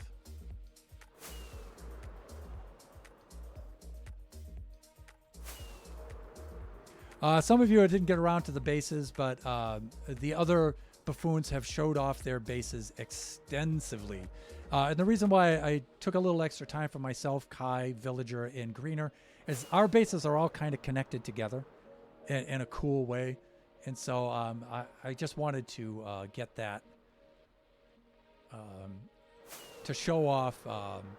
It's just that kind of camaraderie that we had there was kind of cool.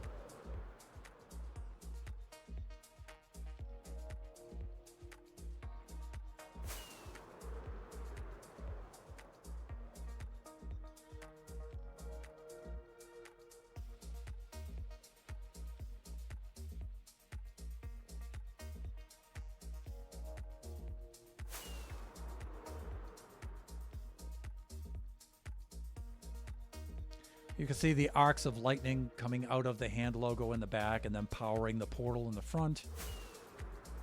You know, those of you guys who are familiar with my stream, you know, you guys know that that's my branding. But it was a lot of fun building that. It was difficult to build. But I got to say, it was fun to build that on stream with you viewers hanging in there with me because... I could have built this on my own. I still would have enjoyed it, but it was really fun sharing the process with you guys.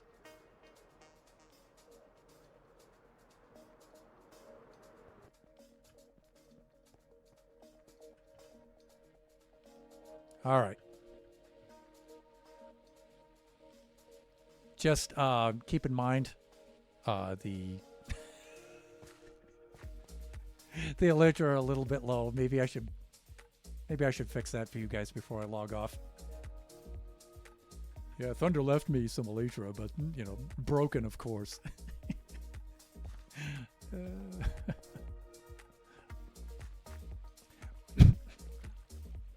get a little something to drink here.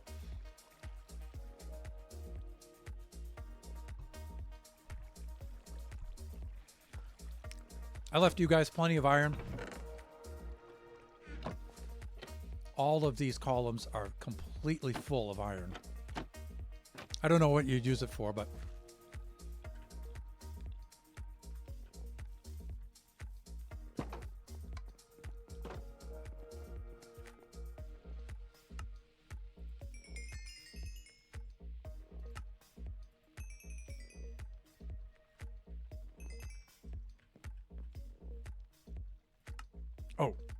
to be in the left hand. Gee, why aren't they repairing themselves? I actually do know how to play this game. You'd be surprised. I know it's shocking, but let's get a little bit more. Just a little bit. I think you guys can tell I'm drawing out the end now because I don't want to.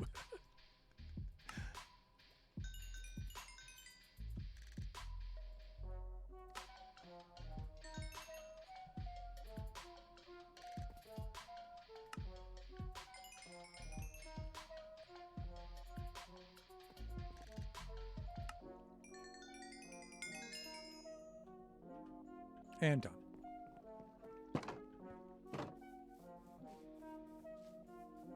God, this was such a fun season. This is going to be a, we say that this at the end of every season. And that just goes to show that, the caliber of the fun we have here on Buffooncraft. But, there we go. Okay. Really proud of this season. And this season was quite an experience. It really was. A lot of that was Chris and Nova and Moggs and Kreese also. And of course the other buffoons.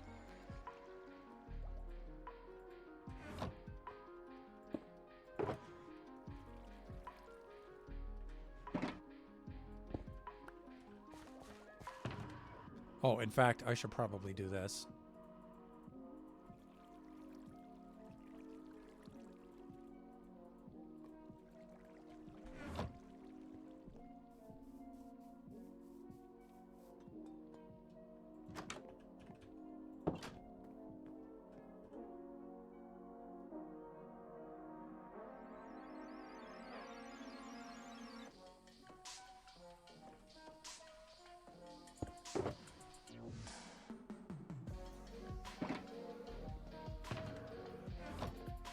Yep.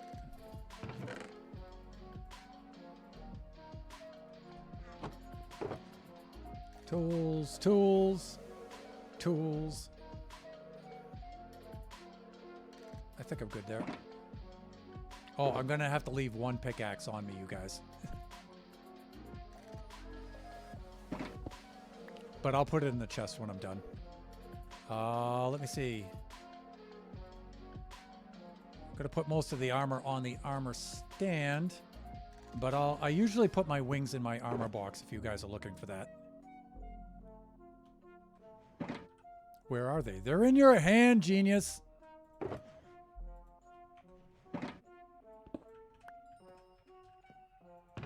Start loading this stuff in.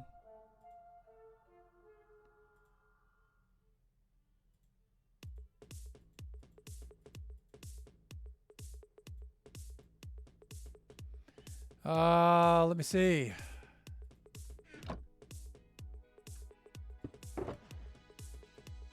I've got this strange sensation, you guys, that old dudes like me are not supposed to have. I think they're called feelings.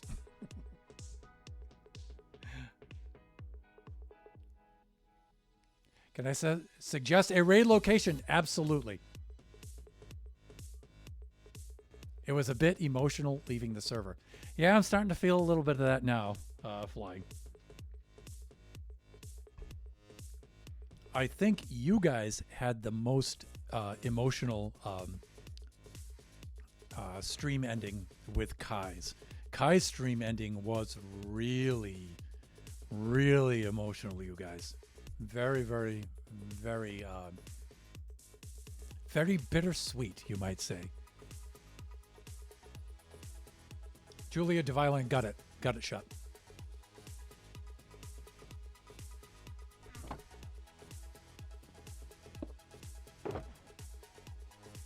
Sorry to leave you guys with a janky bow, but my good bow broke at the last possible minute.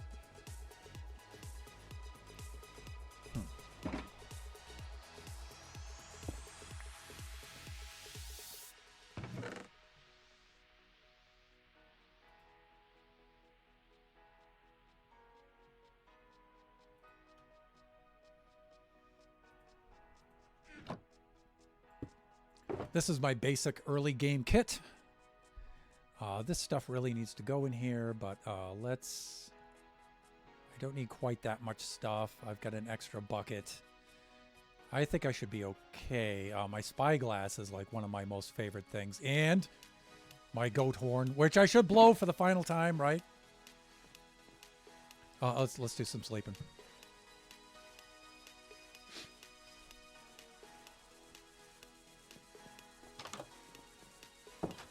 Let's do this. I want to leave you guys my goat horn, so...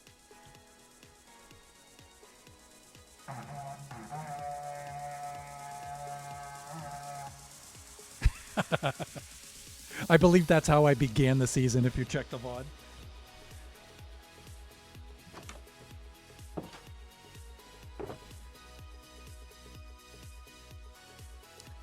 These I could put in another box. I should be fine.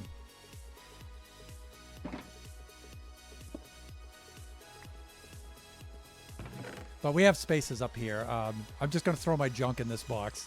There, how do you like that? Thunder, don't put your junk in it. Yep, there you go. Here we go.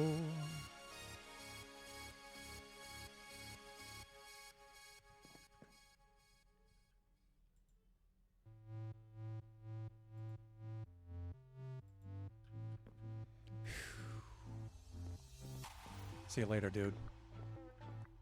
So long, guys. Had a lot of fun.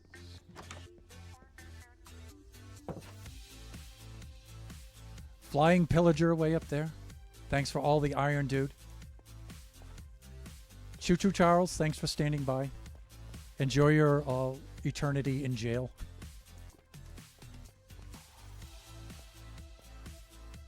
All of my mobos. The idea was to invade the end and fight the Ender Dragon with a whole horde of llamas. But they just wound up hanging out and being my friends. Sawin, Belchanya, my good buddies.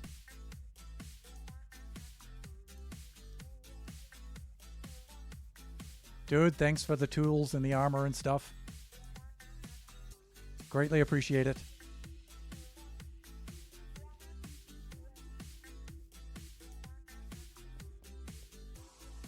Villagers up there, thanks for doing the thing that you do. You know, that thing that you do.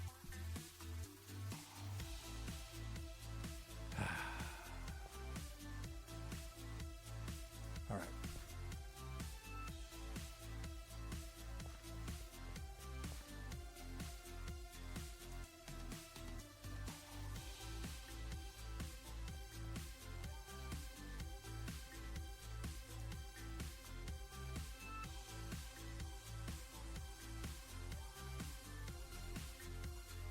So long to Season 4, everybody.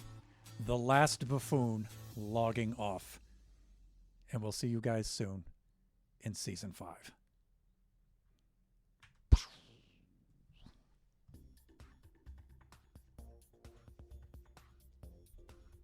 That's it.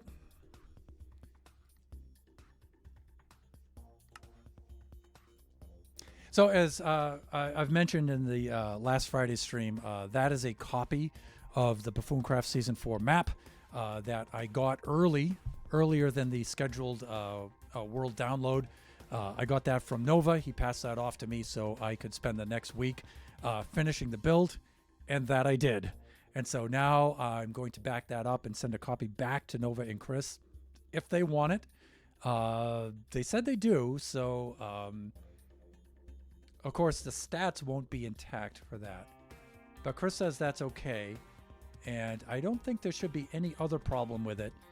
There might be a slight sentiment that it's a little unfair because I got some more building time than other folks got. But I don't know. I don't think so. The Buffoons are pretty cool. So either way, I'm going to pass it back to Chris and Nova, and they can do with it what they will. I, of course, will have my own copy like the rest of you will. If for some reason the Buffoons decide not to use it, I'll probably have it available for folks to download for my own download page or something like that. So, but we'll see what happens. Let me see. Yeah, that ending was actually the completion for me as well. Shut Mountain, that's right. My low poly boom. I think I have the Digihorn.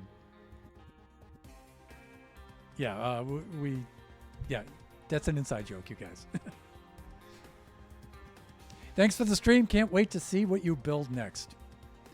Now, I have some ideas for Season 5, but almost none. This for Season 4, I have to say, I had a plan right from the start because this was actually what I wanted to do way back on Season 2. Believe it. I should be careful how I do that. There. Okay, Season 2. International, right? But I actually was thinking on doing something like that for Season 2. And then I was going to try it for Season 3 because we had that whole breaking ground where we started out underground in the cave and then broke out to the surface. And I think that would have been really symbolic for Season 3, right? Having the hand coming up out of the ground. That would have been really cool. So by the time Season 4 came around, I already had a lot of this worked out. At least the hand and the disc I did. So I could hit the ground running right from the beginning of the season here. Season 5, no. I don't want to say that I don't have any plan at all. I do have some ideas, but I don't have any of them worked out yet. So I don't know what I'm going to do there. Nebula knows a little bit of what I'm going to build. Kachi does too, but I may start dropping some hints as I develop things. But I really only have today and tomorrow, and then I'm off to Taiwan for 2 weeks.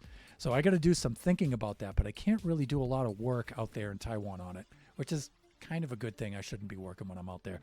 But the moment I get back, I've got a lot of work to do. Yeah. So I don't know. The beginning of Season 5 might be mostly resource gathering for me. I'm not really sure. Plus, we don't know what's in store for us buffoons, what Nova and Moggs and Chris and Kreese have in store for us lore-wise and stuff. So there's some rumors. But we're not really certain. So that may affect us too. But did you really, since you had the 2 weeks or so for Taiwan last year, I can say, there was a number of times where I was delayed. I took quite a long trip to Taiwan. I think it was in September? I think so. And we took a week off for Christmas. We took some time off in January to upgrade the stream. We took a couple of trips where we were traveling and stuff, but all of us did though, Shut. All of us were taking time off here and there. We had Buffoon Skies for 6 weeks, which was a spectacular event, and some of the buffoons didn't participate in that. And I was also thinking maybe I shouldn't do that because I'll get too far behind in my build. But it was just too cool of a thing to pass up. I just had to try it. So I won't cite that as having put me behind my schedule. Because you'll recall, my original goal was the disc and the hand, and I had completed that well within time, well before the end of the season.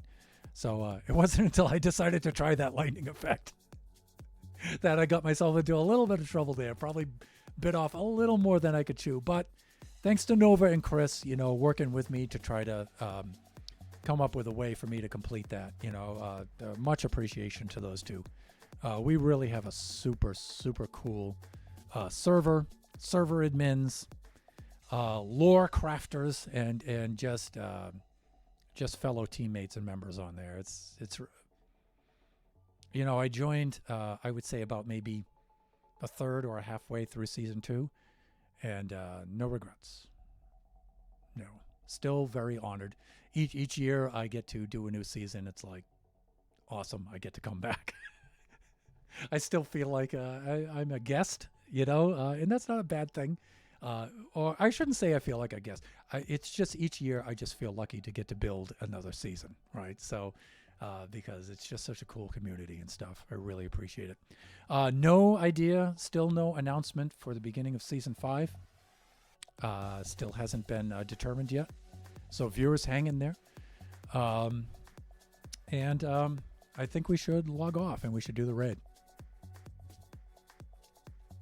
Let's do that. So let's set that up.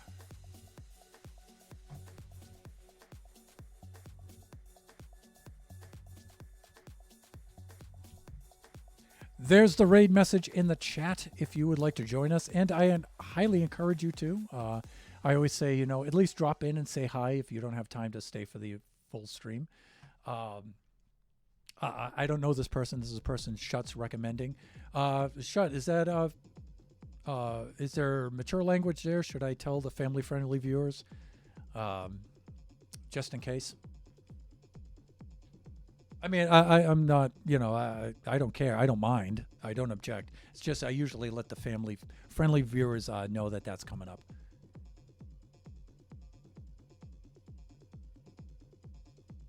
Wow, a whole bunch of stuff just came up in the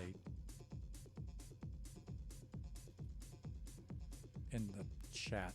Just went nuts. It's kind of like I lost the entire chat all of a sudden. Okay. Oh, that's weird. If you start the / and just leave it, you get all the suggestions in the chat. It's like, oh my God, where did everybody go? Unicorn Friendly is the rebrand of our one and only. Oh, that's Stories chair. Oh, of course. Yeah. Let me see. Catch you soon, Thunder. Lone Star, thank you so much for dropping by.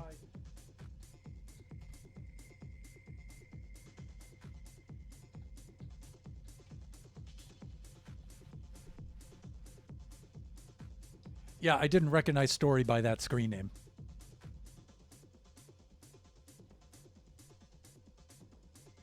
Uh-oh. Oh, that's why.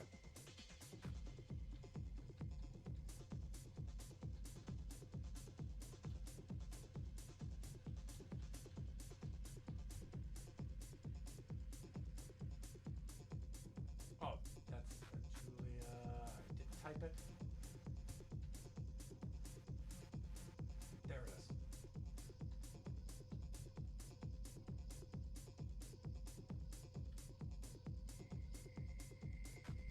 Okay, raid has been created for our one and only Storioni girl. Heading out there. I usually do the stream. It's scheduled for 3 to 5 p.m. Pacific Standard Time. The Buffooncraft stream every Friday. The next couple of Fridays I'll be traveling, so there'll be no streams for the next couple of about 2 weeks. So just keep that in mind. I may try to do a little stream from Taiwan. Certainly not Minecraft or Roblox or any of that kind of stuff. I just might try to do a little, hey, look where I am kind of stream. We'll see how that works out. So our next stream will be coming back from Taiwan, and I'm not sure which stream we shall resume with. It's very unlikely it'll be Buffooncraft. It will probably be...